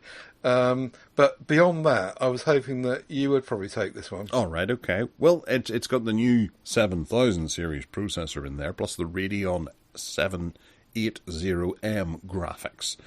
which offers substantial performance gains to the low TDP, which is something you'll have to learn what it is if you buy one of these TDPs, 8 to 15 watt gold range. There you go. That's one of those power settings that you have to get to know if you buy one of these things. But yes, Okay. it's another Steam Deck competitor that looks really quite nice. And I think we've talked about various different Ayaneo devices in the past. I remember the Ayaneo Slide coming out. I thought they were just cheap ones, though, not this kind of top-end ones, weren't they? No, they're not cheap. They're far from cheap. But it's Okay. how you get them. They sort of come from AliExpress and things like that. They're not sold on the shelf in Currys, much like the ROG Ally. So they don't have that benefit to them. So they're harder to find and to get a better deal on and stuff like that. But yes, this looks to have some decent specs inside of it. But it's one of those sort of it's a difficult race for anyone to compete in because the Steam Deck is so established. There's very few brands that can actually have an effect on it, and I don't think this is going to really provide serious competition. But it may just get a few of those people who are a wee bit worldly whenever it comes to devices and can order things with confidence from the likes of AliExpress. Oh, yeah. I just clicked through to look at the slide, and I remember us talking about it now. I remember us wooing about that, because the screen slides up, and there's a QWERTY keyboard underneath. Yes. Yeah, I've forgotten about that. I'm just noticing, actually, it says here that it's going to end its free lifetime warranty plan. For the okay, they did free lifetime warranty plans for some of their devices, the Founder Editions. Right, okay. So that's one to keep an eye on. But it all boils down to comfort and joystick layout and D-pad smoothness. Right. And which you're going to like better. And that's not something you can walk into a shop and stand there and play with. You know, you're going to be looking at this on AliExpress, looking at YouTube reviews to see what people say about the D-pad, and then you order it. Unless you live in Hong Kong. Well, possibly, yeah, and you're able to get a hold of one. But then you're not going to know whether or not you like this D-pad, and that could be... I don't know. I don't know if AliExpress is actually a shop, is it, in Hong Kong? Is it actually a place you can walk into if you live there? It's I'm like not sure. it's like Amazon. No? Oh, okay. I think it's online only. Maybe they do have shops. Folks, let me know if there are AliExpress shops, but I do believe it's all online, and you never really know what you're getting, which can be... Yeah. They do let false listings through from time to time and stuff. It's a bit like Wish as well, where you could end up with something bad. But moving on to another one that you've thrown in here that looks gorgeous, and it's called the... Well, it's an ultra-powerful gaming handheld from the company Orange Pi, which has been leaked. Yeah. Orange Pi, who make Raspberry Pis, kind of high-end Raspberry Pis, that sell for small computer prices. Kind of like $200, you can end up with a Raspberry Pi with some serious specs in it. So they've decided to put together this handheld, which comes with a Windows-based unit with the AMD 7840U CPU and 16 gigabytes of RAM and 512 gigabytes of ROM. It's not quite the Steam Deck killer. I think this is more targeted at emulation than anything else, and we'll probably see folks doing competitive emulation for the likes of PlayStation 2, the high-end PlayStation 2 stuff, and maybe Xbox, the original Xbox games, so it kind of leads up to there. But it's got a nice button placement, and it's got a rather zesty design, if you ask me. Yeah, I take it you're interested in one of these? It's not going to be released until the 1st of October, and then only in China on China's National Day, so this article says. So it's nowhere near getting out there to buy anyway, even if you did live in the East. Hopefully there would be some ways of getting it across here if people wanted it. So, yeah, very different kind of device, really. But it does. You're right. I love the design of it. It looks really nice. And it looks like it will be really comfortable in the hand. It looks very kind of Nintendo-ish in a way that I probably can't justify having said now. But, yeah, looks lovely. Is it an OLED? Did you say it's an OLED screen? Or did you not mention that? I don't think we have that spec, do we? There's loads of Chinese writing on the nomenclature kind of cutaway picture, which is quite difficult to translate, obviously. But no, there's the screen on the main picture. The screen looks like it could be. It's hard to tell. But it looks like it could be an OLED. Yeah, maybe not. Well, the prices look quite good, although they do have a strike through on the website here, so they must have decided to step back on those prices, so there's no point in quoting them at the moment. But they do note that there is a more affordable version with a rock chip inside it, the RK3588S CPU, which they had said was like a $200 version of it, but we'll see whenever it arrives. Whereas the AMD was more of a $300 version. I do wonder what those prices are going to be. And there's a premium model too. I'll tell you what. You go to Hong Kong and I go to Tokyo. Can we do it the other way around? I like Tokyo. Yeah. Oh no, I like Hong Kong too. I've been to both. Hey! Yeah. Well done. The Globetrotter. I'll do them both. Quite happily. Yeah. Anyway, some interesting little devices there. Yes, quite rightly. Right, okay, so flap your trap about an app. This time, we're talking about Windows 10 and how it's done getting new features. They're going to take it out to the field and shoot it, which Ted is a bit upset about. But like a scene from Fargo. Or Old Yeller. The good news is that they're sticking by the announcement that they made about support going through to 2025. So there's time yet. This is about not updating the base kind of software, the firmware of what's going on with Windows 10. So you don't get any of these H2 23 and 24 and all that. This is it. But they will still be issuing monthly updates to keep people safe using it, including me. And when I posted this story in the MeWe group, there were people that were saying, yeah, they did this with Windows 7 and 8 and whatever else, and when it comes to it, they extend it. So don't worry, your 2025 will end up being 2027 probably, or 2028. So I'm not in such a panic as I thought I needed to be, given that I've got to spend probably the best part of £500 to get my machine updated to Windows 11 compatibility. It's something that can be budgeted for down the road somewhere. Well, yeah. It does smack of they're looking for a little flurry of Windows 11 sales, because perhaps they've dropped off recently, and people are comfortably just sitting on Windows 10, because you have to buy Windows 11. I don't think they offer the free upgrade anymore. Really? Possibly. Oh, I didn't know that. But it does. I outlaid those problems I had when I built my son's computer, and when I bought Windows 11 and went to stick it on it, and it didn't support something that was the network card. I didn't have Wi-Fi on his computer, so I stuck on the Ethernet, and it didn't get anything on there, and I wasn't able to install Windows 11. I had to go and get Windows 10, put it on, and then install Windows 11. I know there's various workarounds now, but they're somewhat complicated, and you shouldn't have to do that with a product that you're purchasing for upwards of 80 quid. Mm-hmm. Oh, I agree. Yeah. While you're taking that phone call... No, it's my wife's at the front door. She can't get in.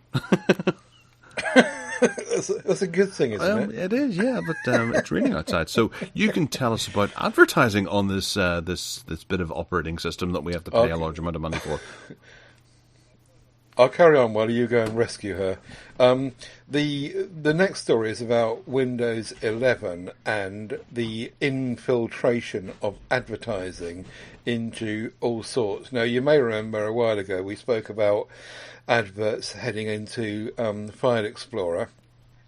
And now this latest story is saying that they're going to put, like with mobile devices, phones and tablets and so forth, in the actual store, in the settings, adverts at the top of the settings as well, which is a bit of a bum deal, really. But that's the way it goes. Windows 11 clearly is going to, find its way across the board, as we were just saying earlier, and Microsoft will, no doubt at all, find ways of putting their advertising partners, getting money from that into it. It's the way of the world. That's the way that Google functions, and that's the way that Microsoft functions, and further down the road they will continue to do so. So inside settings at the top, no doubt. Samsung do that. Apple do that. No, they don't. Sorry, I don't think Apple do. But Google have started doing that. No, they haven't. Not Google. Apple do it. Xiaomi do it. Who else does the adverts in settings? I can't think now. I probably said that all wrong. But I'm just quite pleased about the fact that I've kept waffling on for all the time that you were missing. And you haven't got a clue what I was talking about. Yeah, I do. I'm going to have to listen back to see how much you were slagging me off, and then whenever you got an inkling that I might be coming back in the room, it's like, oh, but Microsoft. Anyway, yeah, advertising in the settings. That's what they're going to be doing, apparently, down the road somewhere. Yeah. But I expect you're more interested in the next one, which is about Opera. I haven't used Opera browser since Nokia, I don't think. Not except for kind of looking at it. But they've now announced that they've got a whole kind of new makeover of what they're doing, well, at least on the desktop, which is coming out later this year. And they're calling it Opera One. Have you had a chance to look at this? No, and I feel really, really bad for the Opera team, because every time a notification comes along or a news article about Opera doing something, most people, I imagine, the thought pattern will be, oh, the Opera doing something? It doesn't matter, I'm not going to use it. And they'll just ignore it and carry on using Chrome or Firefox. Yep. And that's it. I really feel for Opera, because they were just almost so close to tipping one of the big ones way back when, and they're just clinging on in there. That no matter what they do, no matter how often they put a lick of paint on this or sweep the floor, it's no one actually goes there and checks. Well, they're trying to change that this time, because they've got what looks very much like Material U theming, UI elements that look very, very rounded in that respect. And also, they're sticking in a side panel which has got an AI chatbot thingy built into it, which looks interesting, that they should try and build that in themselves. Which means that you can, whenever you're browsing in the internet, you can open that right-hand panel up and have a look, and it will summarise in the way that Chrome does with reader mode, and it will summarise, stripping out all the crap and adverts and all the rest of it on the right-hand side there. So that's very Chrome-ish, but they're also doing this other thing which I didn't quite understand, which was about. What was the other thing? It was about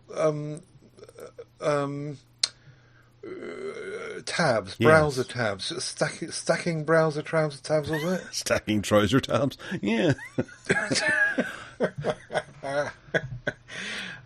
Did you read that bit? I can't remember what it's about now. No, but I'm installing it on my Chromebook. Oh, yeah, Tab. That's it. Tab Islands. That's what they've called it. and it means that you can create automatic groups anytime you open a link in the current site, blah, blah, blah, and you can drag the tabs around. Groups can be saved or closed together. I think we need to wait and play with this and to see what that actually means in reality and how that works in practice before we can... There is a video which I have failed to watch, which might actually demonstrate that, linked in the show notes, so have a look yourself. Next time we might be a bit more prepared. I'm on their website now, actually, and I hit the download. Oh, hang on a second. Download now. Oh, that was the developer one that I was on. Right. I'm going to install this afternoon. I'm going to have a play with it. I'm going to try and use it. I didn't think it was available yet. Is it available now? The developer preview is. Oh, is it? Okay, so anyone can get onto that, They can they? can. Ah, right. Well, in that case, I might do the Well, same. I don't know how far you're going to get. I haven't opened it, but I've downloaded what is there and see how it goes. Because I do... Chrome is fine and all, but it's been used for such a long time. I do dabble with Firefox every now and again. I go over and have a play with it. I've tried Edge, given it a good try, but just ultimately it didn't work for me in the end. And, I think Opera is hanging in there. And perhaps it's because it's Linux distros maybe might use Opera a good deal more than what we're used to. And perhaps Chrome is so successful because it's working so well on Windows desktops across the world. So maybe Opera's just trying to bring some of their more popular features from Linux over to Windows to see if they can try and get market share there. I don't know. But I'll go and have a look and see if it captures me. Okay. In the meantime, I'll rattle through what you've now changed the name of again, which is Google Gallows and Chrome Coroner. Well, they're going to kill it off at some point. Right, I'll rattle through this. YouTube Music is going to get a sleep timer very soon, and that's very welcome for people that want to put their music on and go to sleep, and it'll turn itself off. I can't believe it wasn't there already. There's a quote function being included into Google Chat. Those podcasters, friends of mine who use Google Chat with me, it will make a difference to no one else because no one else uses it. So you can do what you can do in MeWe, which is grab a bunch of text and quote it when you reply. WhatsApp as well, yeah. All those tools. It's just another one of those enhancements to that. I don't care about cookies, the Chrome extension. I've been using that since I put it in here, and it works really well. Whenever I go to a Chrome extension, whenever I open a new web page, I don't have to bother with any of these cookies questionnaires. Now, some people might say that, well, you need to be careful with that because you don't know what you're agreeing to, but actually, I've discussed it with various people, and other people have been using it for ages. There's no problem with it, and since I've been using it, it's worked absolutely fine. I signed up for the Google AI Test Kitchen, and they've got this new thing called the Music LM, which is a text-to-music creator, and I gave it a little task to do, which is to make this piece of music based on a string of text. I said, make me some music that sounds nice for me relaxing in the evening or something, and it went off and made some music. So that's another AI bot thing you can play with. The one that is a bit bigger is the Google account getting rid of passwords. Now, I left that to last because it's a little bit bigger, and I thought that you might want to have a discussion about that. I think it's essentially using access keys like they do in the Apple world. And it's all about devices. It's not about passwords for websites at this stage, I don't think, or services or anything else. It's about devices, and it means that you can sign into your Google account on whatever device you want to sign into without having to put your password in, which works in the same way as it does between a Pixel phone and a Chromebook at the moment. With a Chromebook, you can tell it that you want to trust your phone, and so if your phone is on and nearby, the Chromebook will bypass the signing in screen. I did test this with Windows, and it worked absolutely fine. It asked me for my Windows password once, but then never again. So I've signed in and signed up for the whole password, pass thingy, key thingy, whatever it's called. And it is working, as far as I'm concerned, between devices where you want to sign into your Google account. Have you had a go with that? I've signed up for it, but I haven't had an opportunity to actually test it. It hasn't asked me for anything anywhere between me doing it this morning and now. Okay, well, on your Windows computer, sign out of Chrome, sign out of your account, and then sign back in, and then it should ask you. Okay. I'll not do that while we're recording, but... Okay. The last story was about the fact that Chromebook app streaming is live. I've tested it myself. I've got it working. I've got on my Chrome, my Pixelbook, I've got the developer channel, but I think it works on beta as well. And you can get your apps running on your desktop in a window on your Chromebook in the same way as you can, to some degree, with Dex Mode and Ready For and the Microsoft Phone link with Windows and all the rest of it. It is very limited, though. You get one window. It's fixed size in a phone size shape. You can only do one app at a time, and blah blah blah. But it's a beginning, and it works really well. I was able to interact with my app doing so. And the newer news than that is that it also works with some other phones. So they've rolled it out not just for Pixels, but you can also use. I think it's a bunch of flagship Xiaomi phones, and I think there's a OnePlus involved, some of the BBK phones anyway, and you can play about with that. So I'll put a link in the show notes of the story there, and I can confirm that I do have it working. But you do need to be on beta or dev channel on your Chromebook. Oh, it's beta as well? I hadn't noticed that. Oh, right. I hadn't bothered testing it because I thought it was just dev. Yep, I haven't tested it on beta, but they do tell me it works. But I can't confirm it. So that was my little bunch of Chrome coroner stories. Excellent. Right. Okay. Well, I'm on the pass keys, so I'll be able to report back on that next week if we remember to talk about it, or if we just don't have anything to talk about, which is unlikely. And I will certainly be using the Chromebook app streaming. Yes, I like that. Yes. Yeah, it's good fun. And when they develop it, it'll be even better. If you can get multiple windows up. The BBK group have done that with Windows. You can get multiple windows going up. It's just that Chrome OS is just different, isn't it, as we know. But I like the look of it. I think they've done it well so far. I think the one about the cookies, not that I'm not going to be scaremongering or anything like that, but where I notice the cookies the most is whenever I'm using Google News and you decide to expand the news article. On your phone. And it takes you into sort of a limited view window or sort of a restricted view window, and you always, no matter if it's the same website that you're visiting twice, it'll ask you the cookie question. It's just really annoying from that point of view. It's a shame that these Chrome extensions are not available on phones. But Google are smarter than that, aren't they? They're not going to allow that.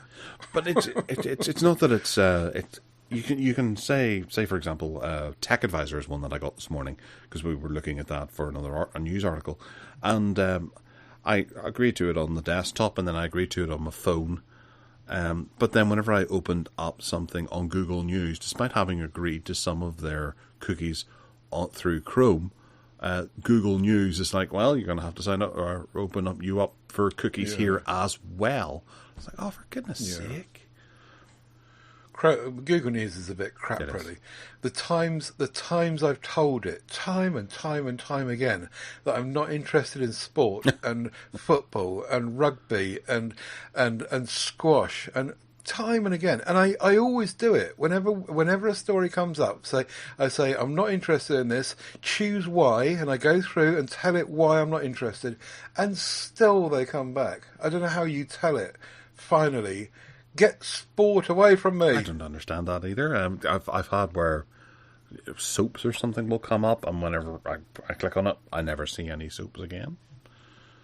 Oh, I'm obviously doing something wrong. As in, not cleaning products, but Coronation Street and that sort of thing. Yes. Anyway, there you go. I did have a bit of a rant about it on Twitter the other day because it said, why don't you check out this news article about an upcoming asteroid shower? And I clicked on it, and it was last night. Like, wow. Yeah, that's the other thing. You've got to be really careful about things that are out of date. You think that an article is like news, and it's not. It's like 3 months old. Oh, for goodness sake. I think we've had that Can the I odd have time this on the show as well, where I've thrown something and gone, ooh, they're making a new blah, blah, blah. And you're like, I know that came out in January. Yeah, exactly. And you've got to be so careful with it.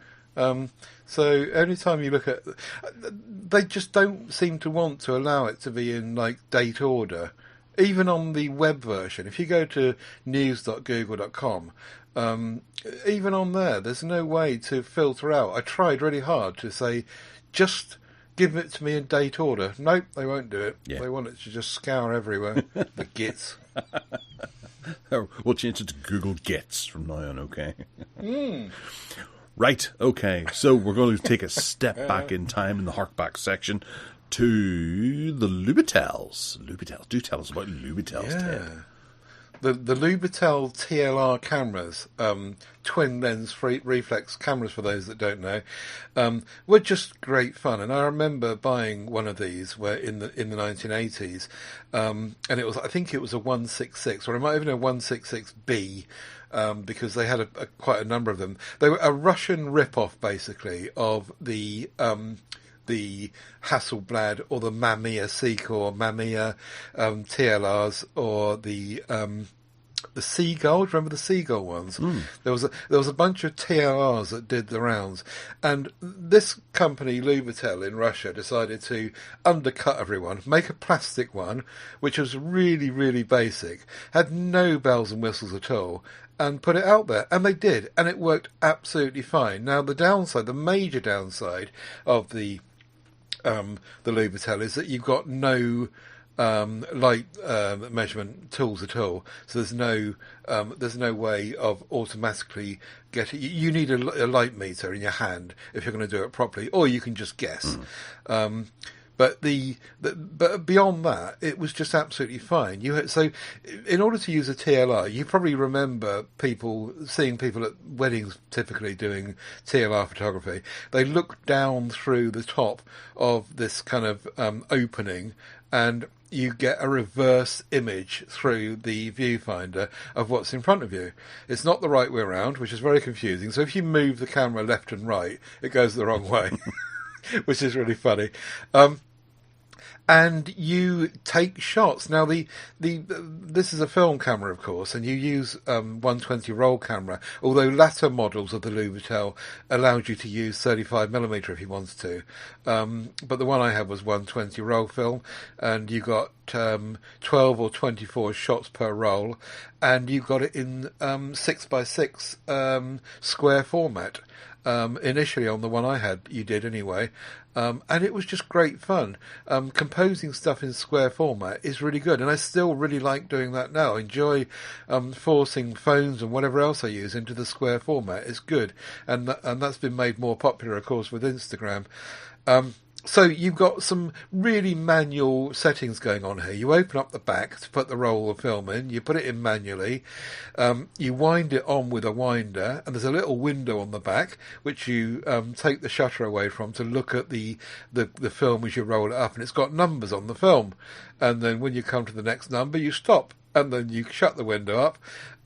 You cock the shutter, which is around the lower of the two lenses, and you fire the shutter. And if you're very smart, you'll plug in a cable release, and you can do it that way as well. The aperture and shutter speed settings are around that same lower lens, and you adjust those manually. Some of them had light settings, so presets like cloudy day and landscape and all the rest of it. So some of them were more advanced than others, but the very basic one had that. You also get a flash hot shoe on the side of the one I had, and you can then cable in a sync cable into that, so it will sync that up. And the way in which the TLR camera works is that you're looking through the viewfinder down and out through a mirror through the top lens, and that's all the top lens does. The top lens is a viewing device, and then when you fire the shutter, it's doing all the work through the bottom lens, and that's where it fires the image across to the piece of film behind it. And that's basically it, really. It's very, very simple, and it worked really well. I can remember taking some really, really enjoyable outings and good shots with the TLR, and you can't believe it, because when I bought it in I think it was in 1981, it was 16 quid. So this plastic TLR camera, 16 quid. And it was just absolutely fine, as long as you are happy to not have a light meter. And that was the big thing that was missing between this and certainly more expensive TLRs, but also the SLRs. You kind of got to a point in the 80s with autofocus coming along where you expected to have a light meter built in, and that's fair enough.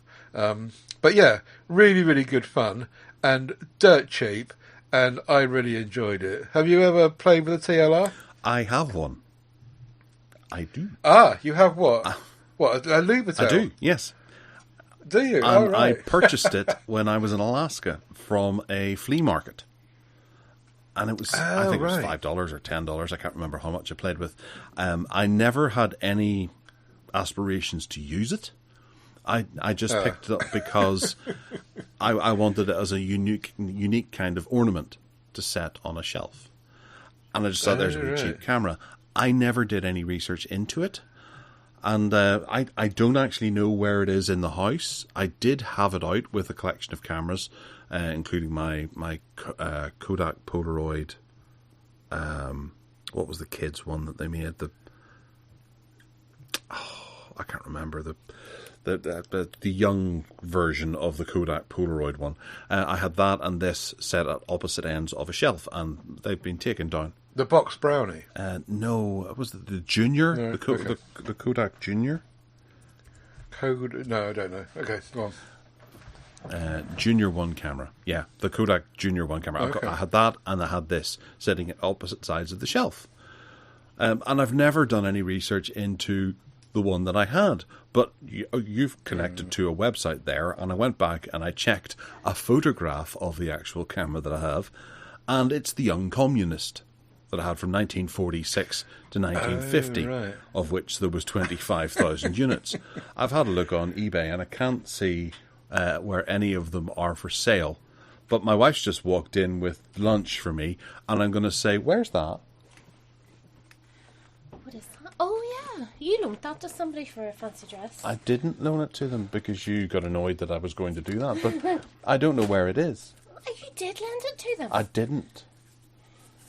It's down with the other Canon camera. No, it's going to be up here, because I think I said to you to bring all your cameras up here. And it's with this as well. The Kodak Junior. Oh, I thought that that's what it was. No, it's that. You definitely brought it up. It should be up here in this room. Okay, all right. Well, it's not. So we'll conduct a thorough. Is that not it there? Behind the boxes.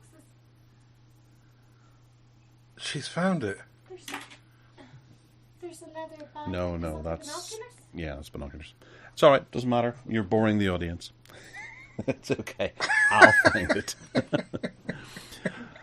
She's going to start poking around everywhere to see if she can find it. But yes, I didn't realise it was from 1946, but it is. No. So it might be worth a wee bit now. Oh, I'd forgotten. If you scroll down on that page, I'd forgotten about the Sputnik. Do you remember that one? The 3-lens one, The stereo. Yeah, the stereo camera. I'd forgotten. I'd never had one of those, but they're having a go at 3D photos. These are good days. I really enjoyed using my Lubitel. And it was just like you didn't care much about it, because if you broke it or lost it, you just buy another one. It was 16 quid. And okay, 16 quid in 1981, it was different to what it is now, but it was still really, really cheap. And I really enjoyed it. Incidentally, the aperture, the lens was fixed at Sorry. She's off. That's okay. The lens was fixed at 45 millimeter, and 75 millimeter, which equates to about 45 mil in 35 mil terms, and it's f4.5 was the fastest. So this is no fast lens, and you're not going to get much. This was good for taking pictures of people, in groups, like at a wedding, and possibly landscape, that sort of thing. This is not a fast lens, and you're not going to get much depth of field going on. But that's not what it was about. It was about the cheap and the cheerful, and it just worked. I'm beginning to think she's actually right.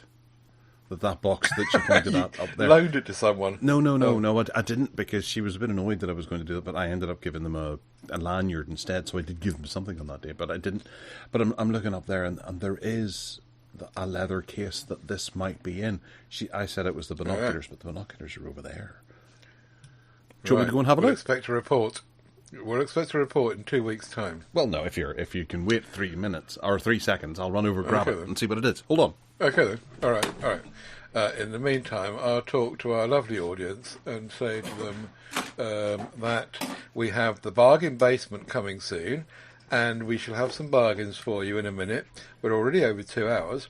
But if you want to buy me a coffee, you can do that, and the best place to do that is at paypal.me/Ted Salmon, and I really appreciate that if you'd like to buy me a coffee, because it keeps things going for me and helps me to play with all these kind of silly things that we bring to the show, and also the Whatever Works show, which is a great help too. Do let me know when you're back, and I'll start waffling. Oh no, I'm waffling. here. I'm here.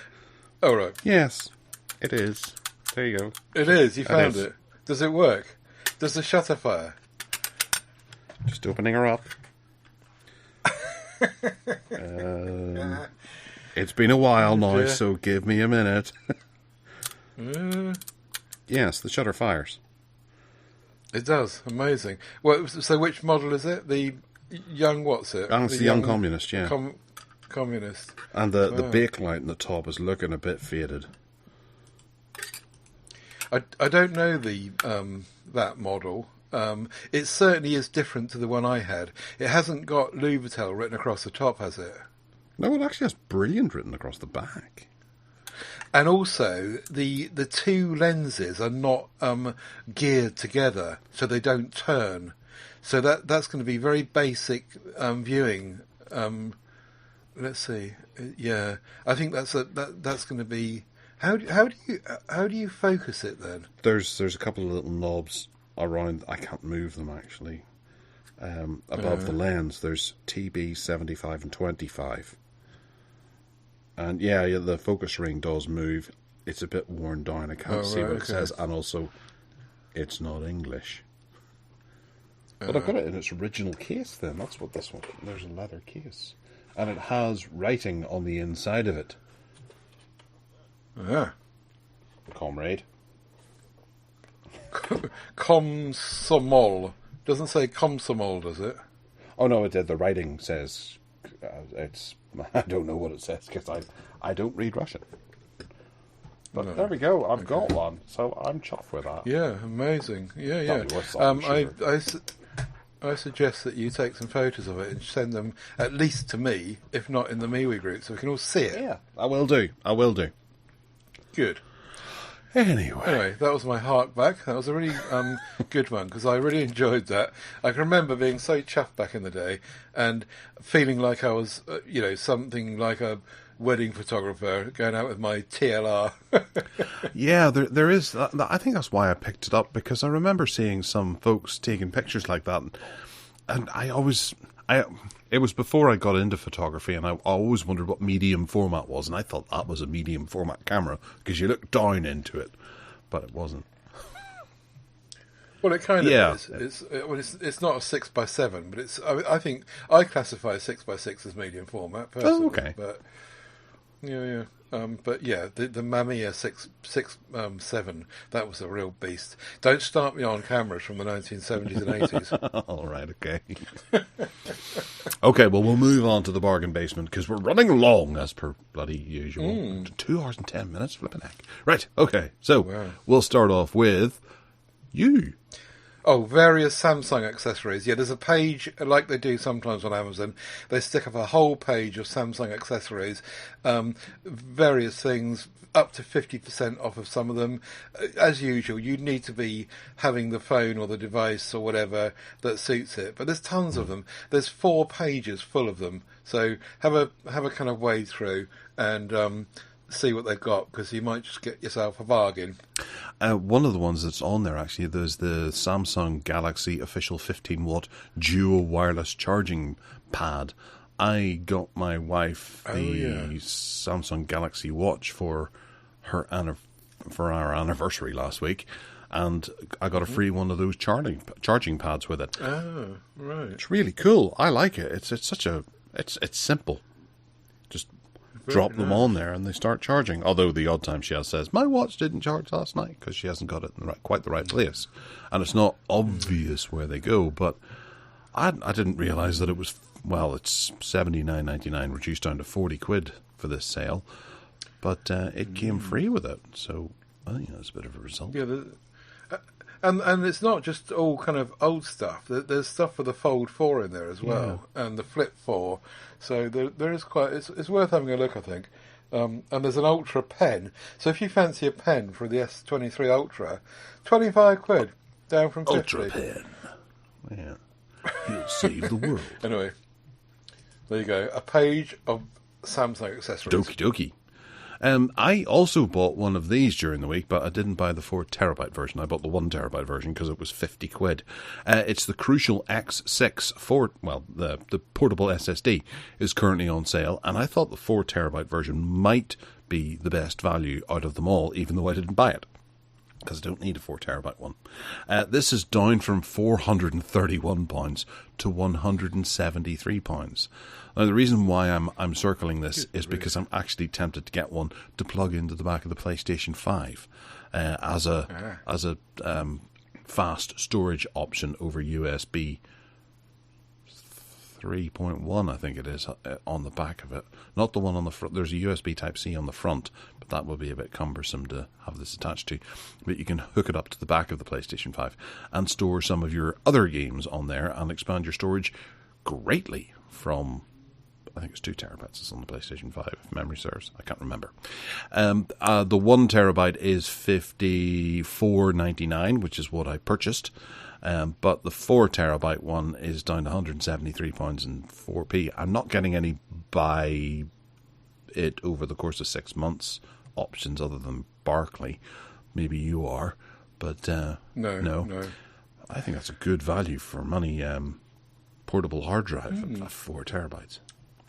It's very dinky, isn't it? I know that my SanDisk one is very dinky as well, but it's a different shape.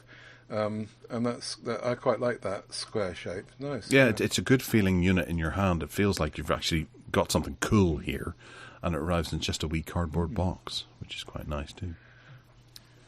Very good. Right, next up is a gaming keyboard, reduced from 60 quid to 20 quid for anyone looking for a gaming keyboard. And it is made by EVGA Z. It's a Z12 unit, backlit, cabled, not wireless, programmable, macro keys, blah, blah, blah, blah. The usual kind of gaming thing. You can program it to be like a Christmas tree. But yeah, 20 quid. Bit of a bargain. It is the full-size keyboard as well, so it's got the numeric pad on the far right, which is great. It is. Yeah, nice. Next up is the Samsung Buds Live Black. This is the old version, but they're down from £140 to £51.69. That's nice. Even as a backup pair of headphones, whenever your current pair of headphones runs out of battery, you could have these as well. The 22 version of them, the new version, are 70 quid, down from £140. But I still think that saving of 20 quid to take it down to 50 quid is worthwhile looking at if you need just a pair of I don't know, for the gym or whatever. My wife was actually asking me for another pair of these the other day because her edifiers had run out of charge. Like, charge them up. Oh, right, okay. And they started working again, so... Do you know what the difference is between the 22 and the 20? They look the same to me. The number 2 at the end. Because I've got a pair of these, and I use them occasionally, like you say, as a backup. But I couldn't tell you which ones they are, and this is not giving any clues away.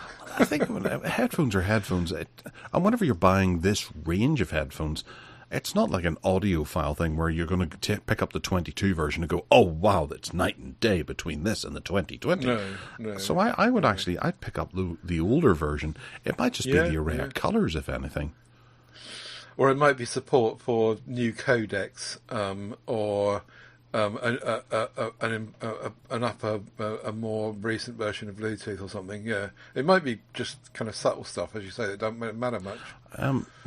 Clicking between the two, the most obvious difference I can see is in the pictures. There's a picture of a woman who's wearing them in the 2022 you get version. a female. You might do with it. And she seems to be having fun because she's laughing with the other ones. Maybe she's laughing because she bought the 2020 version and the 2022 version that's so much superior to the 2020 version. Right, Google Pixel 7a, topically this week. You can buy these wherever you like, and it's not a reduced price. It's still the £449. But Amazon are bundling not only the Pixel Buds A series, which is nice, not only for £89.80 times 5 months, but what you don't get from Google, they're bundling a charger as well. If I'm reading this right, you get the phone, a charger, and the buds, and you get to pay it over 5 months, or I do anyway. And it's the same price as you get just the phone for Google. Right. And there's also their trade-in and save, which only goes up to Pixel 5. Oh, does it? So if you've got a Pixel 6, you can't do, or 6, you can do that. Google, select Google, Pixel. Oh yeah, you're right. They don't do. I couldn't trade in my Pixel 7 for it. They're not selling the Pixel Fold yet, though. Yeah, if you buy one of these from Google, from the Google store, do you get a pair of buds with them from them? I don't think you do you? You certainly don't get a charger. No. You get a cable, but not a charger. And, well, maybe you do. No, I'm sure you don't from Google. Or perhaps you do. I'm on the tablet now just to see what they got on that, but it's pre-order for June 20. There's no purchasing options. Right, Google Store UK Pixel 7a. Do you get a charger? I don't think you get chargers with anything these days. No, Google. You do. You get a 30-watt USB Type-C charger from Google. Oh, sorry, no, on Amazon. Right? Yes, gotcha. Yeah. Oh, right. Here we go. So, on the Google Store, you do get the buds with it. So that's the same deal basically, but you don't get a charger. No. So Amazon are bundling the charger for the same price, basically. Good old research. We're so good at research, aren't we? Yes. One of these days, we'll kind of on a Saturday think, I better do some preparation for tomorrow. I try to, but then I get waylaid. I'll sit down on a Saturday lunchtime with my Chromebook, and I'll click on the first thing that you've sent me to test on the Chromebook. And that'll be me. I won't go back to the show notes. I'll be like, I can do this, I can do that. And then, how does it work with this? And then I'll find something else on the internet. And it's a rabbit hole. Yeah. I'll tell you what, I really, really fancy your next item here. I don't know what that is, because I've gone down a rabbit hole. I'm now looking at the Google Pixel 7 Pro on Amazon with buds. And fog. We covered the Zen Book Duo on this show a few months ago, and it really does look snazzy. I think we did because it was in the bargain basement section. But this one I've got a little bit more clarity because I clicked on a few things whenever I thought I was putting this in. So you can get the basic Zen Book Duo 14-inch HD touchscreen laptop which has the lowered keyboard and the trackpad off to the right, and a full. I think there's one big screen, but you can have it in two screens as it shows in the image, and you can prop it up towards you for $799, and that's down from $999. That's a nice saving, but that does seem cheap. There's no GPU in it, so you're using the integrated graphics that are in the processor, which is the Core i5 1155G7, which would probably be okay for most things. But if you want to have the basic GPU, which is the MX450, then that's going to ramp the price up to £1,500. Wow. Whereas if you want a really good graphics card like the RX 450 or the 3050 Ti, then that's going to whack the price up to £2,500, which isn't quite as good value. So this £800 one's a bit crap, really. Well, it depends on what you're going to use it for. If you want to do a bit of gaming, then it's not going to be great. But there's plenty of options, and this is just the base level. So its price is starting at, and the base level has dropped from £1,000 down to £800. Yeah. Whereas there's not there's not savings for the other stuff. I would like the need to need one, or the need to want one. No, the want to need one. But I really don't need a laptop. I just like the thought of that screen, the second screen and the trackpad on the right. And I don't like laptop trackbags because they're in the middle, in the front. It's the wrong place. And that's across to the right. I like that. And the extra screens. I could put all sorts of stuff on that. Anyway, I'm not buying one. £800, blimey. Yeah, and it would be, I reckon it would be a wee bit underpowered if you had everything singing and dancing on that. Obviously, you're not going to be using this for gaming, but if you try to use it for video editing or something like that, which that second screen would really lend itself quite well. You could have your timeline on there if you're audio editing or whatever. It would be nice too. Or your Audacity with while you're podcasting, yes, showing you the waves as you go through your pod. Yes, no, stop. Anyway, right. My last one is one that I bought this week because I felt the need to, because I was running out of storage space, and that's the 5 terabyte My Passport Ultra. Portable hard disk drive, the Western Digital one. I've already got one of these, but I had to get a second one, and I bought it, and it was £149. And the very day, 12 hours later, they reduced it to £114, £35 less. I phoned up Amazon. I said to them, "Look, why don't you just give me £35? Do you really want us to go through the rigmarole of me returning this to you, ordering another one?" At the lower price, and oh sorry, yes, we can't do that. You'll have to send it back. So I had to send it back, repackage it, everyone's time, effort, and money, all the way back to Amazon. They ship out a new one. It's exactly the same thing. It's just such a stupid waste. Anyway, the news here is that it's not any longer 114. But it is 129, so there is still a saving from the normal price. Well, actually, the normal price is supposed to be £170, but I think the usual price is about 150 or 155.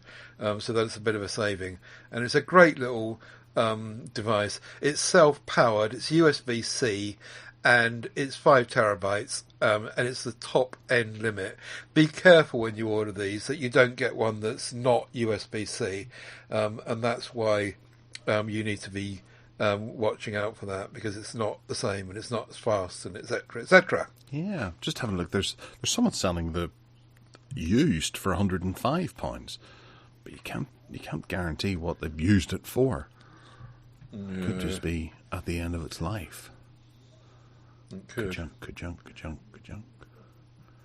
Yeah, no, I like this. At 129, it's still 5 terabytes for 129. It's good.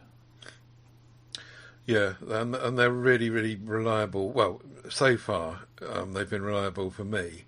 and it's really, really, really nice indeed, and I like it.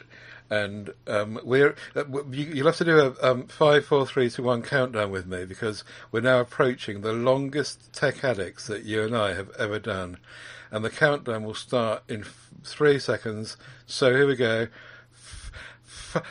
5, 4, 3, 2, 5, 4, 1. 3. No, 2.